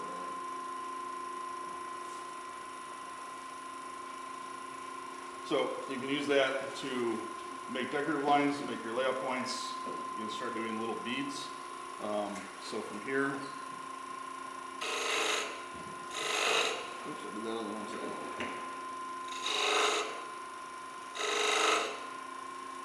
So you can start doing a little bead, and then kind of come in from the side with your planing cut.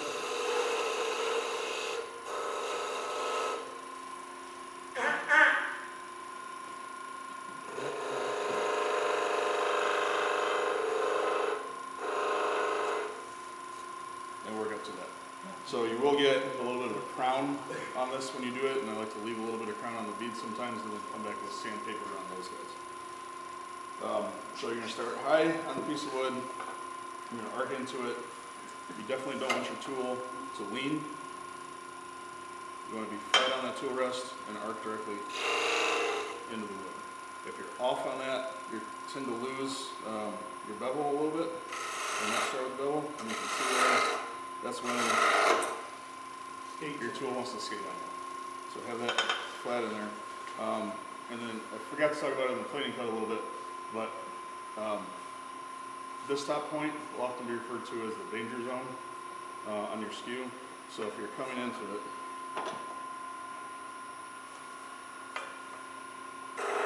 and you get down too far, I'm not even going to be able to do it.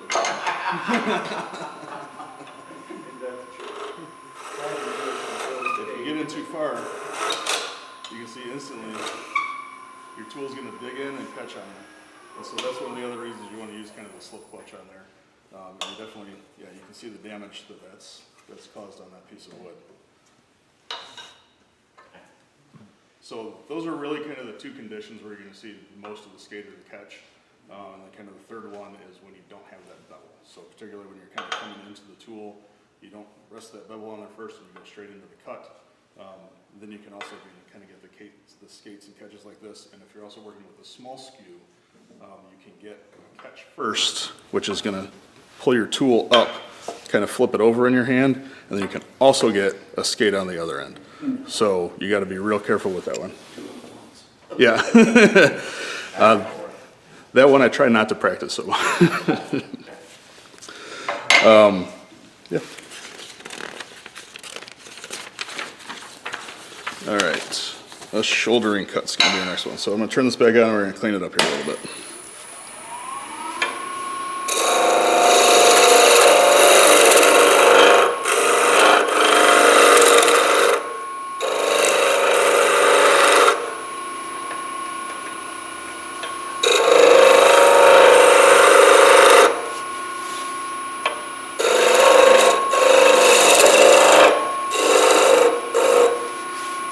So a shouldering cut excuse me, is a variation of the V cut.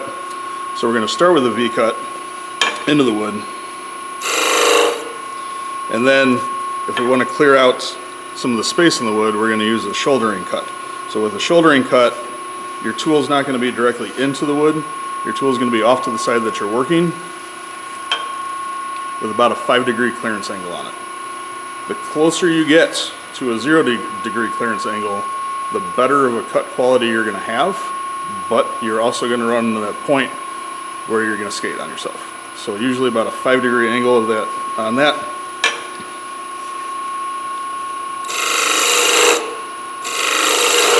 Does everybody know what I mean by a clearance angle? A clearance angle. So I'm making the cut here. and I'm taking my tool, and I've got about a 5-degree clearance between the point of the tool and the cut that you're working on. And so that clearance angle is gonna give you enough room to move the tool around to get that cut.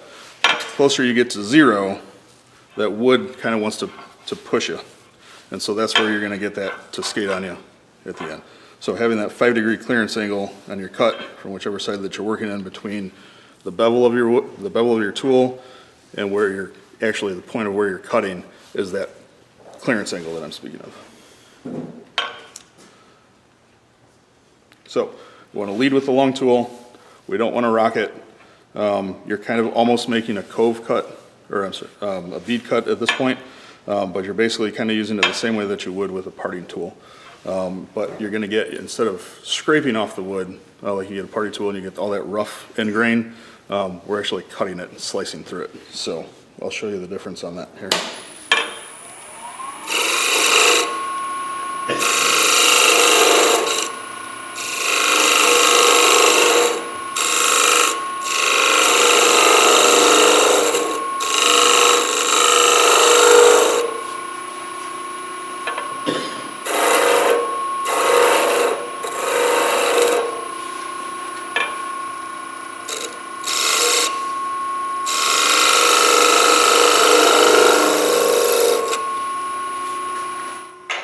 This side's going to be our shoulder cut.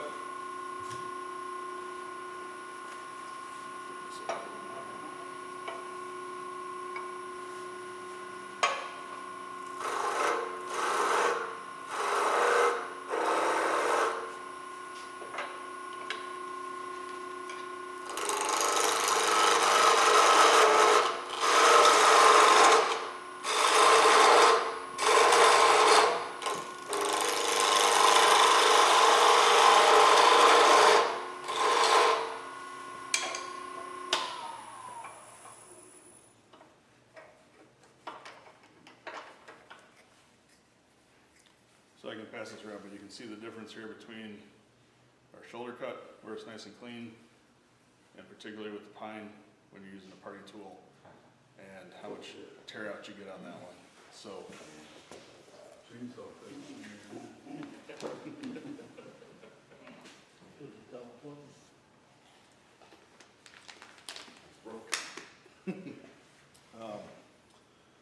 I guess one thing I kind of forgot to talk about we can get down to, but a good practice technique for when you're doing the planing cuts.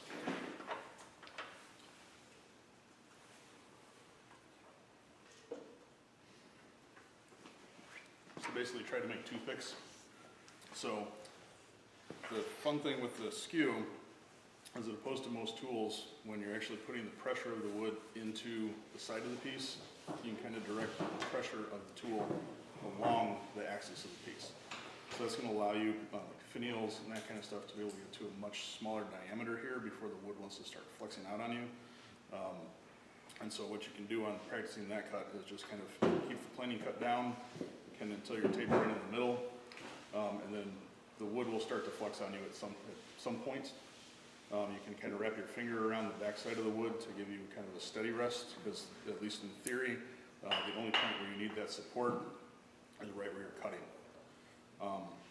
And what you can keep doing is just keep practicing that cut, see how far down you can get, and eventually the wood, it'll snap on you. And so, particularly with not having a drive center on here, it's really, you're just holding it between two points. So when the wood fails on you, it's completely safe. It's just going to fall down into the bed of your lathe. Nothing happens. So, inside of the wood. Good way to practice that. So, saucer cut's going to be our next one. This is a variation of the shoulder cut. With the shoulder cut, you're trying to go down in a straight line. With the saucer cut, as we'll call it, you're actually making that a little bit of concave. So if you're trying to finish off a piece, you want to have a nice foot on it, you can do that on the end, or you're just going to kind of follow that around with the tool and actually put a concave end on it. And then what I'm going to show you actually is making a captive ring bead with the skew.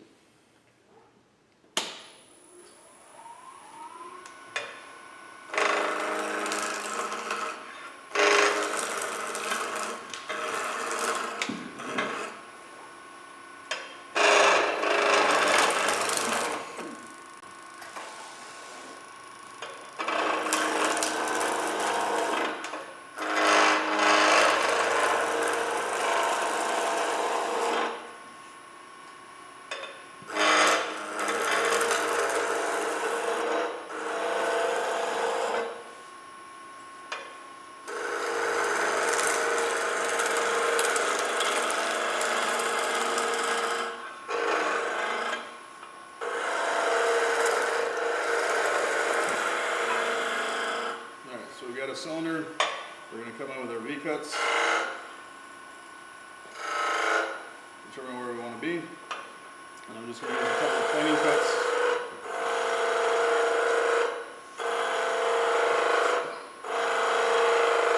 To give the tool a little bit of clearance.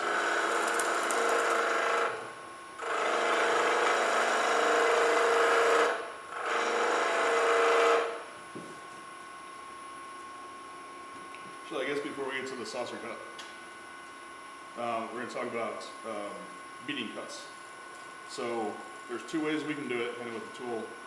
One is faster, and that's basically we're going to take the tool, we're going to start on wherever you want your cut to be without making any marks on where you want your bead to be. And you're just going to take the tool. We're going to start in the top quadrant. We're going to start with a point here, and all we're going to do is we're going to roll the tool over. We're going to lift up a little bit as we do it. But I'm not having a lot of movement out here, especially if you compare this to something like a bowl gouge, which really will make your bead on. There's a lot of movement in your wrist, but here there's not a lot of movement, and a lot of, you can also point your finger down where you're making the cut. That works well for some people. I don't necessarily prefer it myself. So we're going to start here. We're going to rub our bevel on it.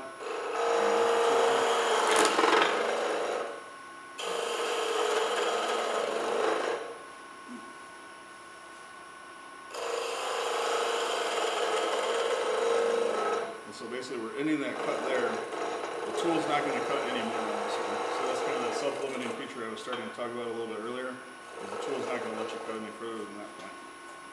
So we rub the bevel, start lifting up on the tool.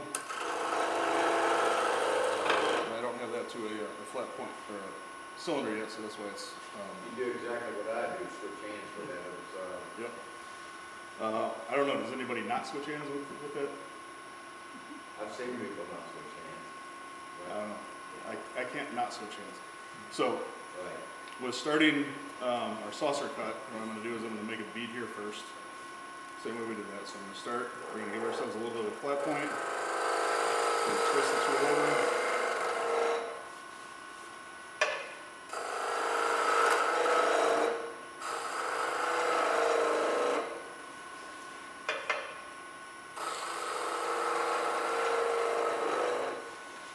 And then from there, we're going to start making some shouldering cuts along that.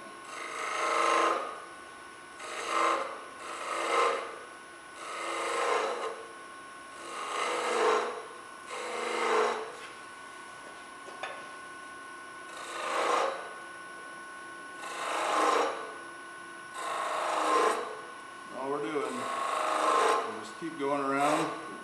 See, that's where I lost my concentration on. I wasn't deliberate about that.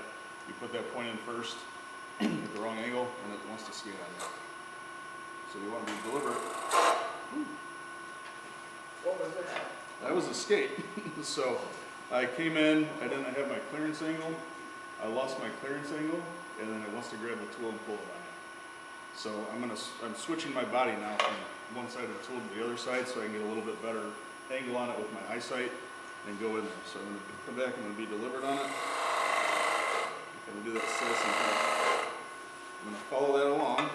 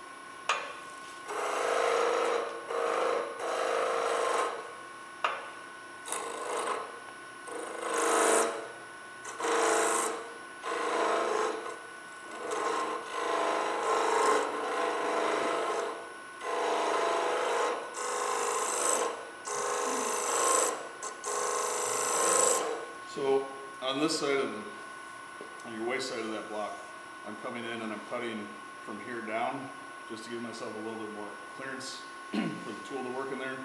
If I'd use this one, which is a little bit smaller, I can get in there a little bit deeper. And then on the inside, when you're undercutting that, you're just basically following that curve from the inside of the ring that you established on the top. And you just keep cutting through that with the V-cuts. And as you're doing that, the angle of your tool has to kind of rotate along with that cut. So basically, you're angling your tool in a tangent line on the inside of that, inside of the circle.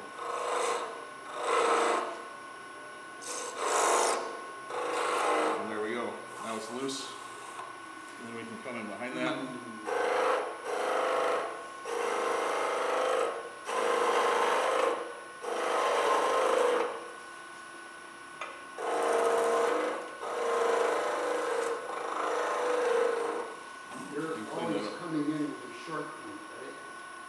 No.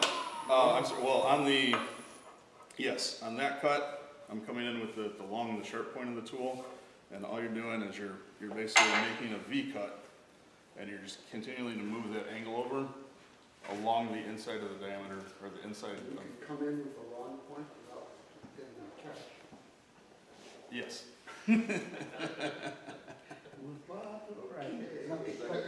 His long point is on the low stick.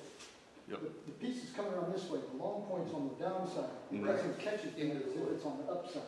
If the long point is up here and it's turning towards you, it catches much worse than if it's turning this way and the long point's on the bottom. The wood's coming at it from a different direction. Exactly. Yep. When he was doing the swooping, he was doing the swooping out with the short point.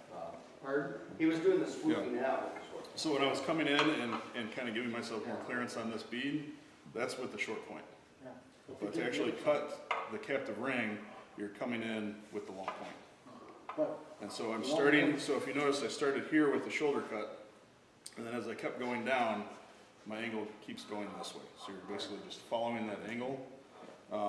And if you're having trouble with that too, or you're wanting to slip out, what you can do is you can actually lead with the sharp point into the wood itself.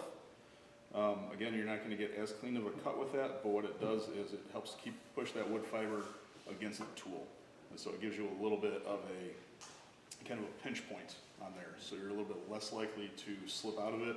You're a little bit more forgiving on the angle that way, but you're not going to get as clean of a cut as you would with just kind of arcing into it. And so basically all you're doing is you're starting here with your shoulder cut, you're arcing into it, and then every cut on it, you're changing that angle a little bit. And kind of as you get in there to get more clearance around this, because I can't come in all the way here and cut this way. I'm going to start cutting the top of my ring with the tool.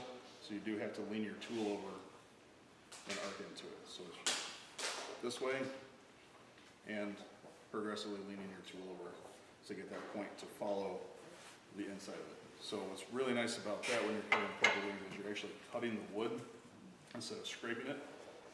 Any other method that I know about of cutting the captive ring is you're scraping the inside of the wood, so you're going to tear that up significantly more. So from here, rubber band on a little piece of sandpaper, let it run on the lathe.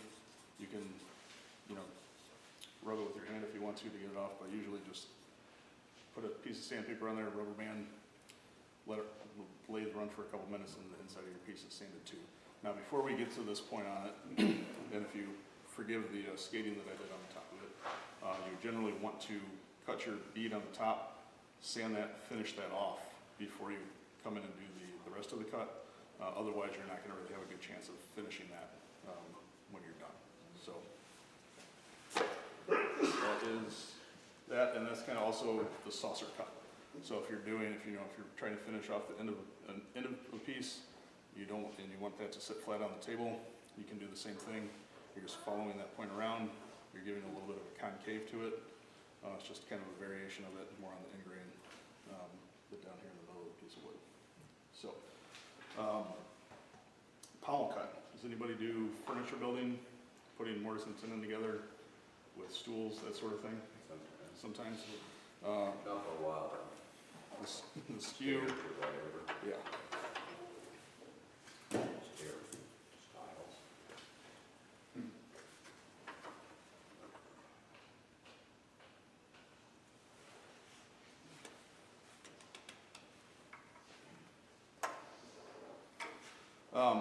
So there's two different types of pommels. You kind of got a straight pommel, which is more of a shoulder cut, so you're going from kind of a square stock exterior to a cylinder on the inside.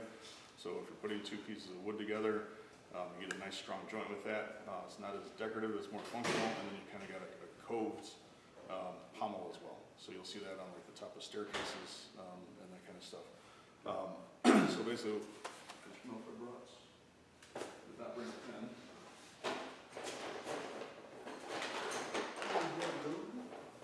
Johnny, you have a pen? Oh, thought it was Duncan.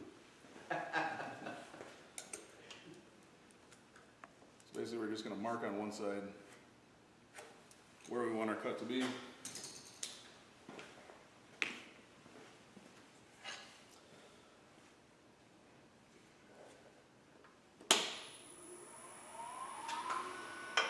We're just going to make a shallow V cut on our waist side. So we're going to say that this is going to be our waist side of the block. We're just going to make, actually first I need to just center it. It's not as critical when you're making just kind of a square-ended shoulder on your pommel, but if you are doing the curved pommel, you really want to make sure that you get centered up on that. So we're going to do it on the waist side. We're just going to come in, just do a little bit of a cut. I can hear it nicking. I got one cut right here, which means that this is my high side and the rest are my low sides. Oops, that's not going to help me.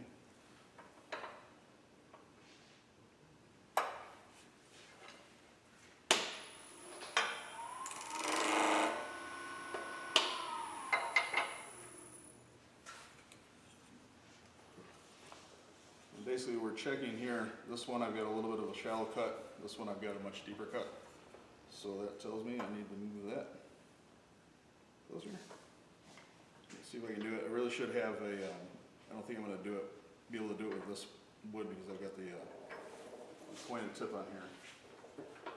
But if I was doing this really at home, I've got another, a life center that's kind of shaped the same way. Cup center. Yeah, kind of another cup or a step center on this side.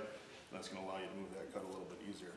But the process is going to be the same. So what we're going to do is we're going to take this down to a little bit closer to an actual cylinder first to get our diameter. Then we're going to work our way up to the shoulder. That'll give us a nice clean cut.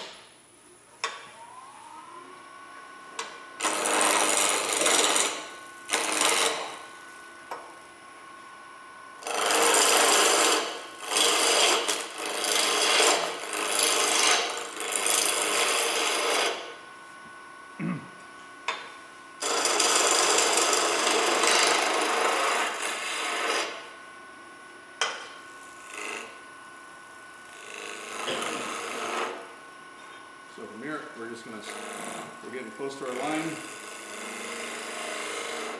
We're just going to keep arcing up into that cut.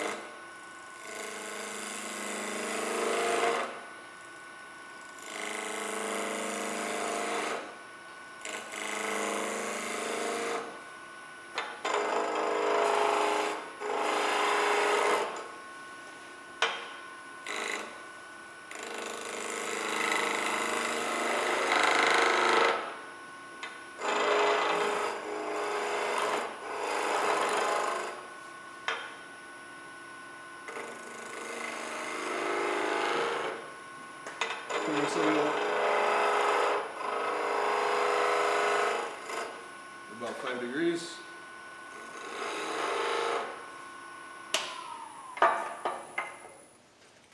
And so from there, we've got a really nice clean shoulder cut here. You can go straight into your mortise and tenon on whatever furniture you're making.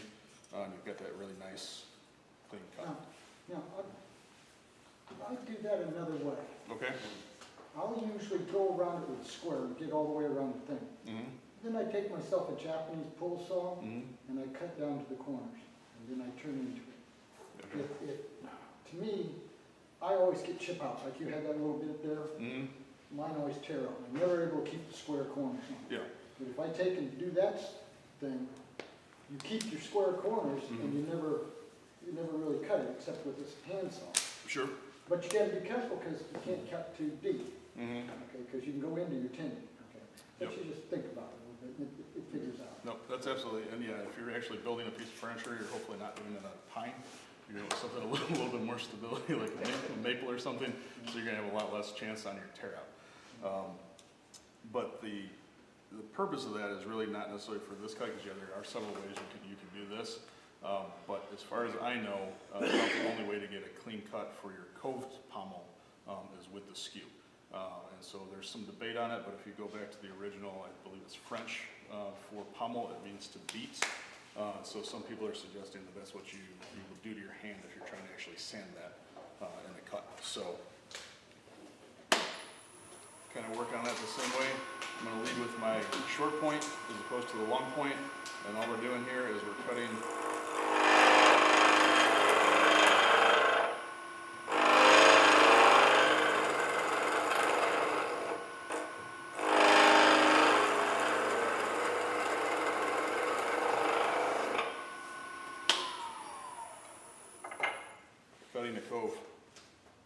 cutting a bead, and as you can see with that cut, you really don't need to do any sanding on that one. Well, you might hit it with some 600 so it's not so burnished. Yeah. Take a stain better that way. Yeah. If you're going to stain.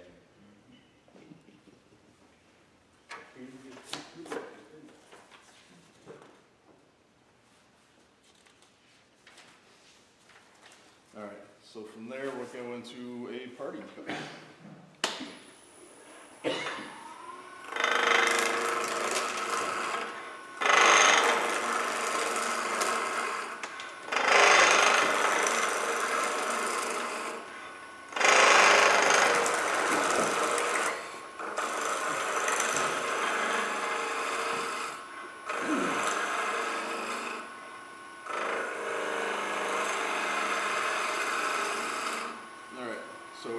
Small cylinder, we've got, say, tool handle or here or whatever that we're making on it, and we need to actually get it off of the tool or get it off of the lathe and have a nice clean cut with it. So we determine that's where we want to make our parting cut, and let's say we've got a tool handle.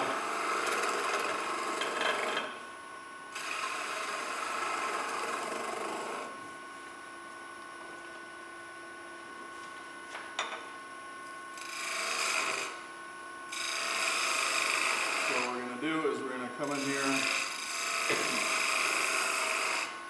with a series of V-cuts.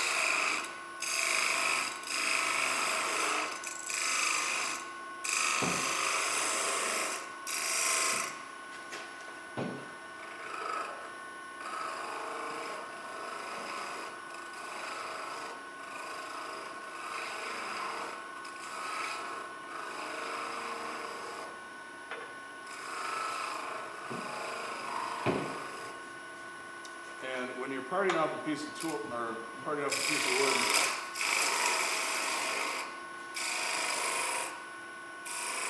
from the tool, when you get down to that very center, if you're not cutting it, what it actually happens is it wants to twist out of the wood. So it's really hard to sand down, or you've got kind of a dimple that's left in the bottom piece of the wood. So what we're trying to do here is avoid that. So what I'm going to do is I'm going to leave a little bit more wood on my waist side, and we're just going to take a series of V-cuts. We're going to continue to go down, work on that diameter, and at the end of it, it should just fall off a little.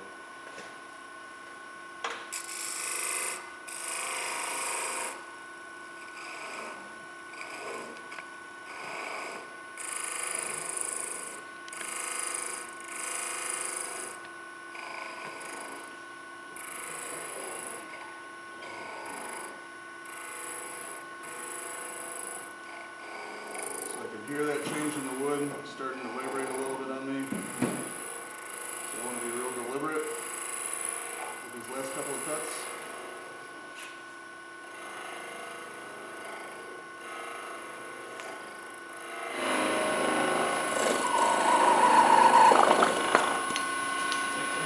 Good job. It's going to fall off like that.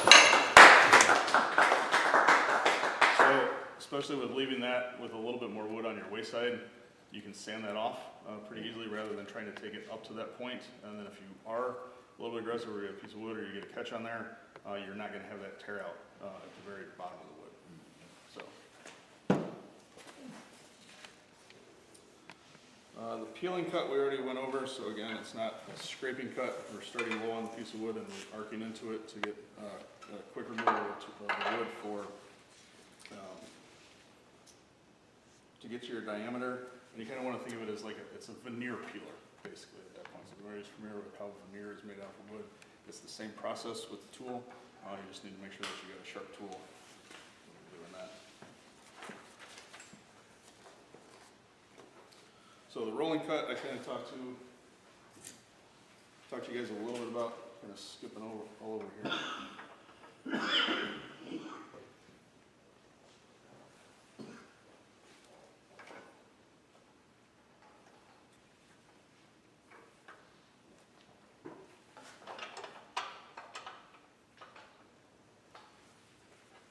So with the rolling cut, we're going to use the bottom side of the tool, and this is how you're going to make beads. So I kind of skipped around here a little bit when we're doing the cut for the captive ring. So we can either do it just with the tool. We're going to start here. We're going to get our bevel, and then we're going to roll over, lean up a little bit on the tool, which is going to be the faster way to do it. And that's a great method when you don't necessarily have to be exactly precise on where your bead's going to go or what size of the bead that you're going to need.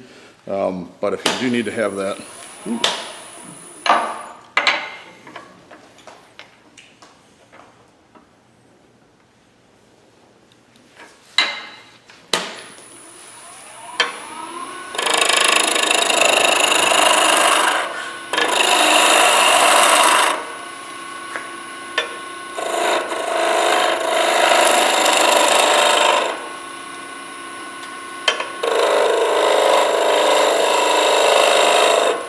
we can come back in,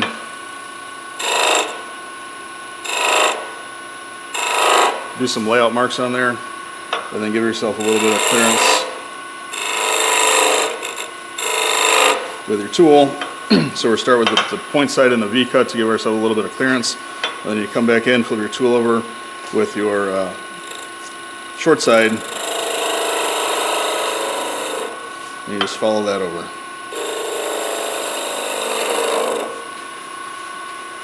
So from here, what we're doing is we're going to leave a little bit of a flat spot on your bead. And when you're doing these, start with bigger ones. It's a lot easier to do bigger ones. Work your way down, but that's good practice where you kind of start with, 3 or 4 that are 3/4 of an inch, and then work down to a 1/2 inch, and work down to a 1/4 inch, and you can see how small you can go on it. But basically, everybody's going to have a good side, everybody's going to have a bad side. So what I recommend doing is kind of, instead of doing maybe a full bead, do 2 half beads next to each other. So you've got one side, and we start on the other side, so we're going to get our bevel, we're going to lift up on the tool, and we're going to roll it over. Alright, and then again, kind of when you get to that point,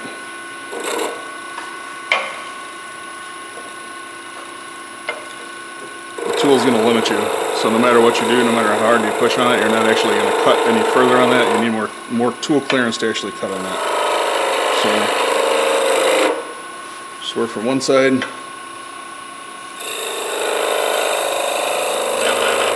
to the other and see how close you can get that diameter and shape size of the bead, and then work your way down progressively into smaller and smaller ones.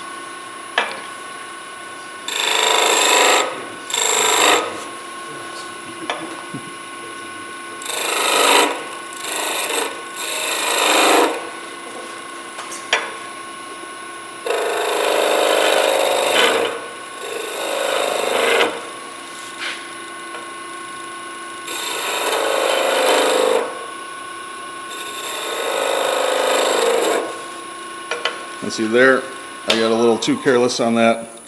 I lost my clearance angle to the other side, and I picked up that skate that went across that. So that's what happened on that one. Questions, comments so far?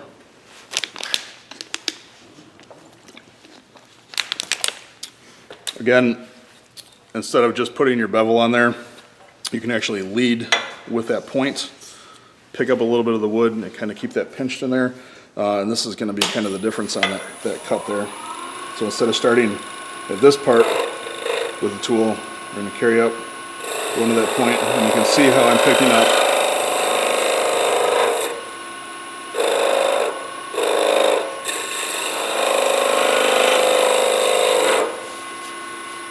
See, did you see that with the piece of wood was kind of flaring off there a little bit, and you're actually cutting in between there? So for there, it's a little bit easier to stay into the wood, so if you've got problems with that where you want to slip out, practice that, but you're not going to get quite as clean of a cut if you would if you just come in with the flat of the bevel and roll the tool over.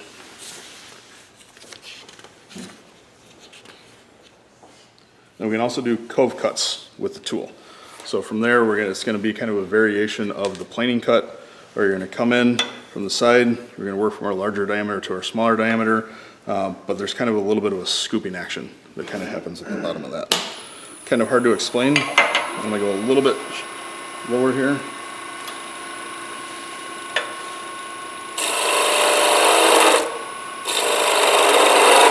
But there's a little bit of a twist of the hand at the end, so you're almost picking up the cutting edge of the blade as you come down. And then we can come in from the other side.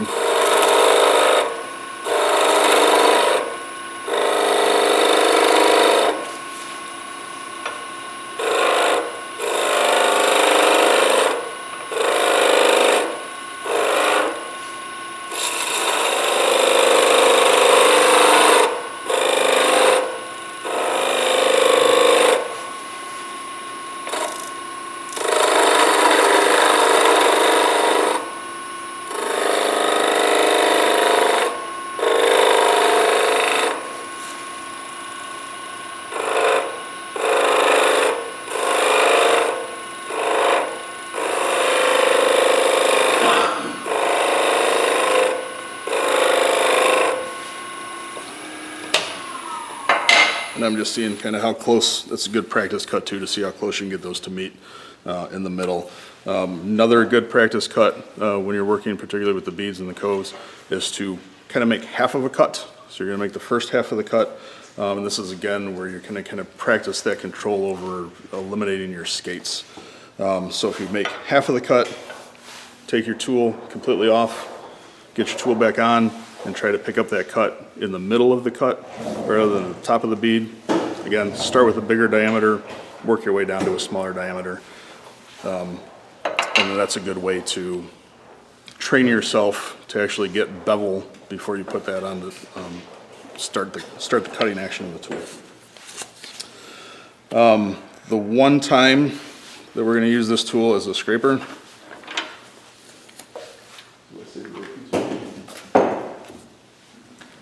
See how it does, but if you got, this one should be pretty good. We've got a nice big knot in here, or also works well with figured wood. So what we're gonna do is we're gonna take this one down and get it close, a parting, or I'm sorry, not a parting tool, a roughing gouge, kind of the true roughing gouge with the full U, works pretty good for that. Bowl gouge works pretty good for that. So what I'm gonna do is I'm gonna take it down with the bowl gouge. We're going to start doing some light cuts with the bowl gouge, and then we can actually come in and use the skew as a scraper.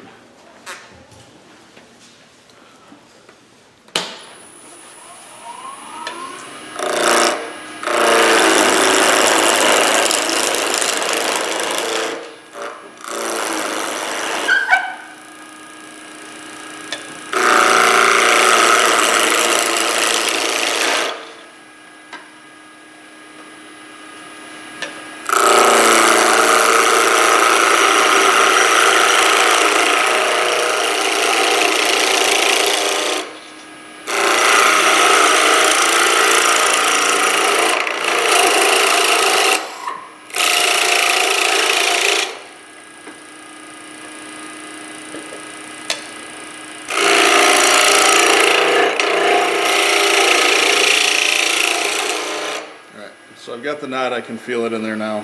So we're going to start taking some light cuts with it.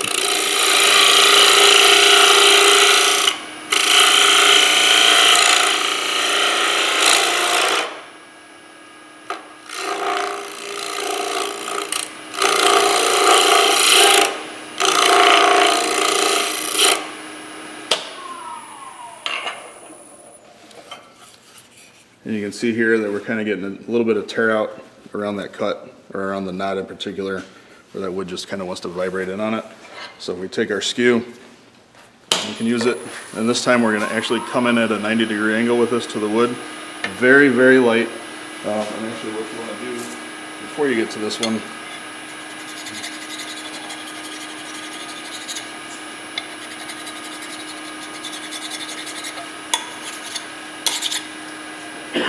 is touch that up. This is going to kill your blade, so you definitely always want to start with a fresh. Actually, I don't think I've got enough clearance in there here.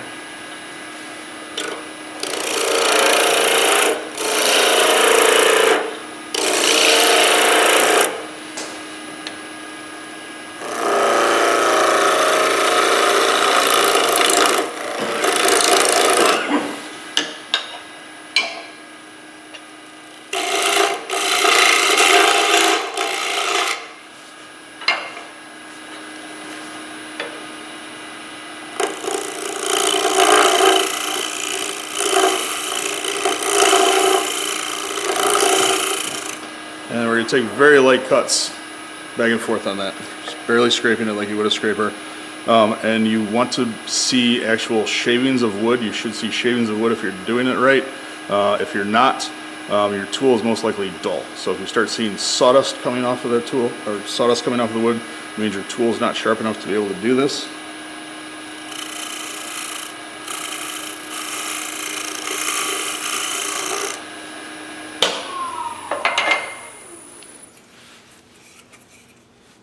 From there, if you take a look at it, you can see how much nicer of a cut that is.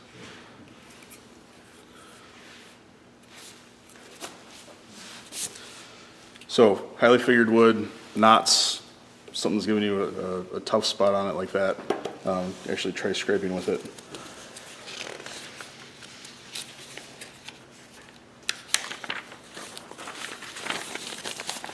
And that's it. So on the back page of the handout, oh, actually no, I do have something else. I had it in my handwritten notes that I forgot, so I'm going to do a little bit of a demo here. But on the back of the handout, and again, that I will email this to the group, put it on the Facebook page. I do have practice exercises, so go through those, kind of put together some of the different techniques that I talked about, and help that you guys can kind of control that cut, get good stuff with it. So. Now what we're going to do, we're going to make a tiny top.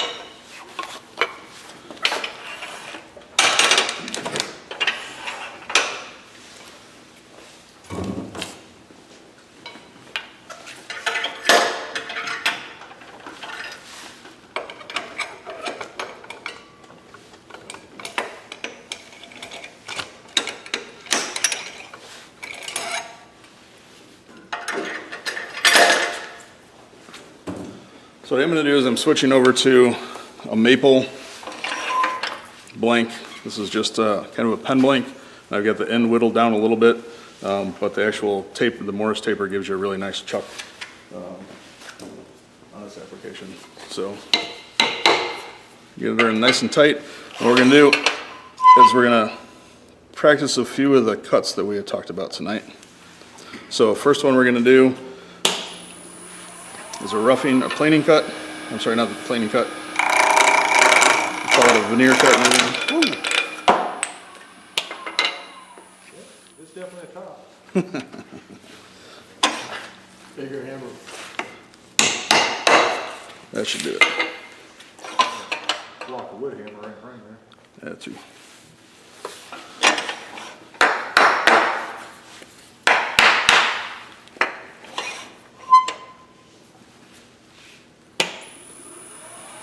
With the maple being a little bit harder than the pine, so you're going to start by pushing the corners off of this one.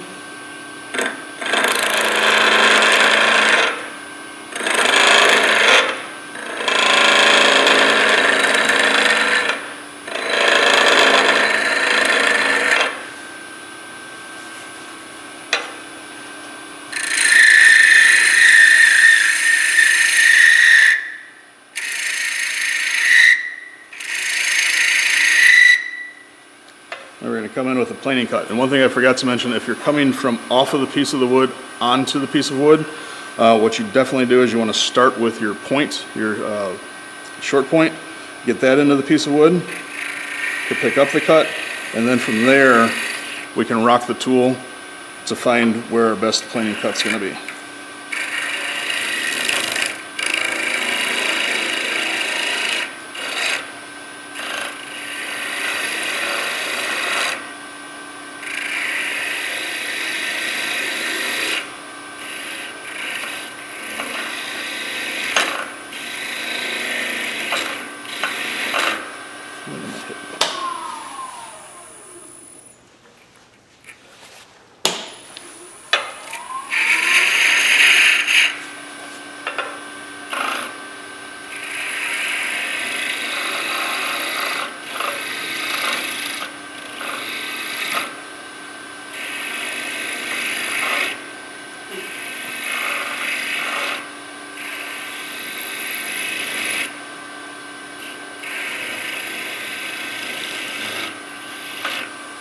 From here, we're going to go down into a shoulder cut.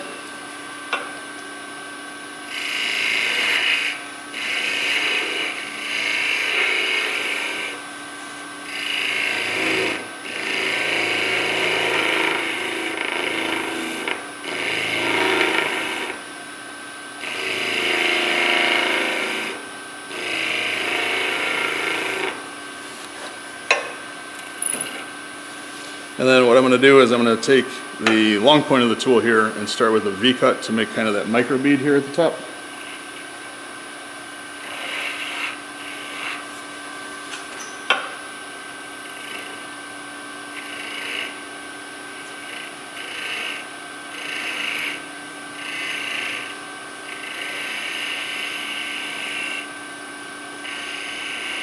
And the nice thing with this is because now I've established that cut and I'm a little bit narrower than the diameter of my handle right now. Now I can come back in with a planing cut, go right up against that, and you don't have to worry about tear out or anything on your detail because you've already separated the fibers. So all we're doing is coming back in with the planing cut, going right up to that. And then I said a nice clean cut. Then on this side,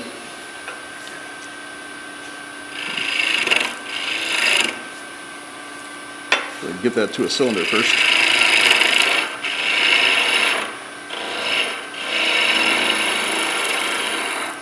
I come in with a V-cut, we're going to establish our bottom. And I'm going to come in with a rolling cut.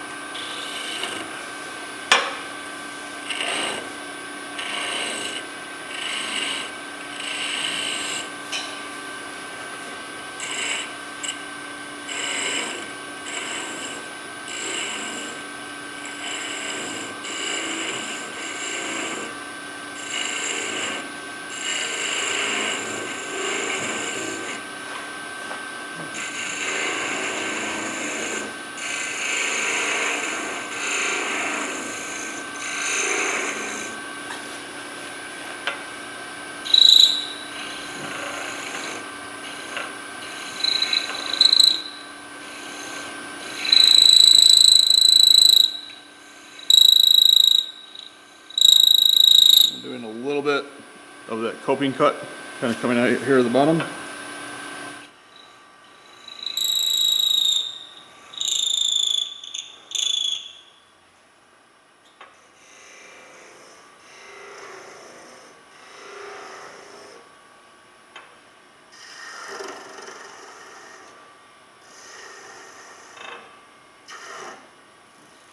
That's what you do when you're not paying attention and you put the tool on before you get your bevel.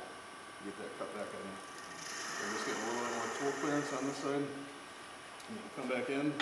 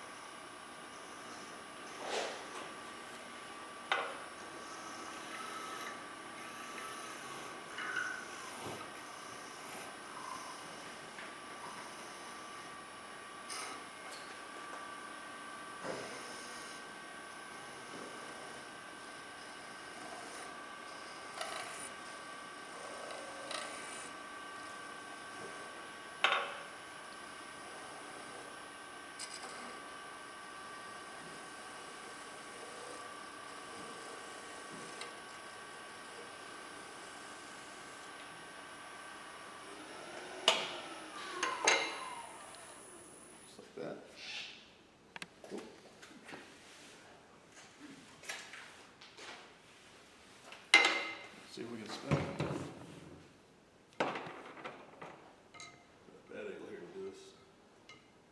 Alright, not gonna do it on my tools now.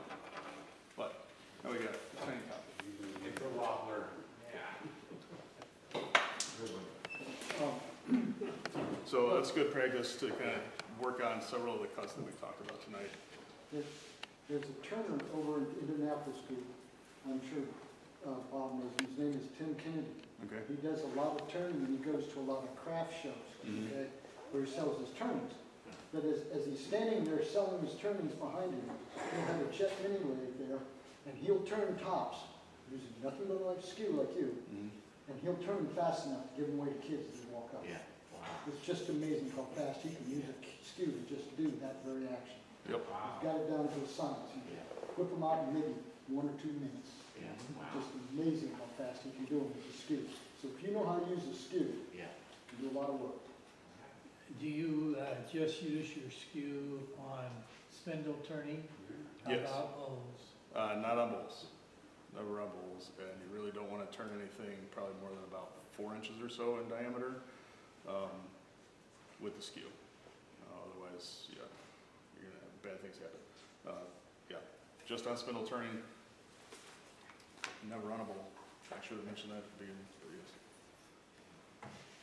Another unlabeled use of using your skew is you can take your sanding disc pads and mount them into a Jacob's chuck and use your skew to cut the old Velcro off of them to put new on so that your disc sticks better. So, it works, yeah. I was very frustrated and still am when I'm trying to use a Skew to roll beads and stuff like that from above. And a number of years ago, I got a video from the club in Indiana. It's a British turner who has a completely different approach to the Skew. Okay. Almost all of his cuts are with the long point down. And so instead of, and he can turn beads from underneath. So instead of turning beads from above near the short point, he's turning them from below with the long point. And it was just amazing to watch. And I wish I could remember who it was. Yeah. But I've never seen anybody. I mean, you can certainly, like, particularly like in the planing cuts, you know, the lead with the longer point of the skew, that's not a problem. What I find on the beading cuts is that you can't see. So some of the cuts you can't see, so you need to have that angle. And then also because it limits it. So with the long point of the skew, you can certainly do a lot of those things, but you're going to have a higher tendency for it to catch on you. So this, with that. That dude's probably done $1 billion of blindfold. Yeah. Scales. So you're kind of, you know, when you're in the cut here, it's coming out of the cut with your piece of wood, but if you've got that flipped over, it's going into the tool. So you can do a lot of those, but yeah, you're gonna find the point and that limit of the tool really fast. So, and then, yeah, make sure, like I said, the number one important thing on it is getting the grind correct. Because if you've got this tool does not work if it's not sharp. It's not as forgiving as any of the other tools if you're a little bit dull. This one isn't sharp, it's going to tell you right away. You lose that clearance angle, it's going to tell you right away. So you got to be more deliberate with the cuts. And yeah, practice on some, like I said, we're turning with pine, we're turning at probably no more than 1200 RPM, and we really don't have a lot of pressure on that. So back off your clamping pressure on that until you start to catch, and then work on your catches. Know what to expect. I think that's kind of more the thing is that, you know, it surprises people when they don't know that it's coming. And that one, you know, it's not like a bull gouge. I mean, at the end of it, you're really going to have probably less damage with a catch on a skew than you will on a bull gouge. But that tool just wants to take off on you. And it's a scary thing if you don't know it's coming. So yeah. Figure out what you can do with all those pieces of wood that have that long spiral. It was really nice and therefore it looks like design then. Mhm. Yeah. Practice for the skating margin, different widths. Thanks again, Steve. Yep. Excellent, man. Thank you. Great.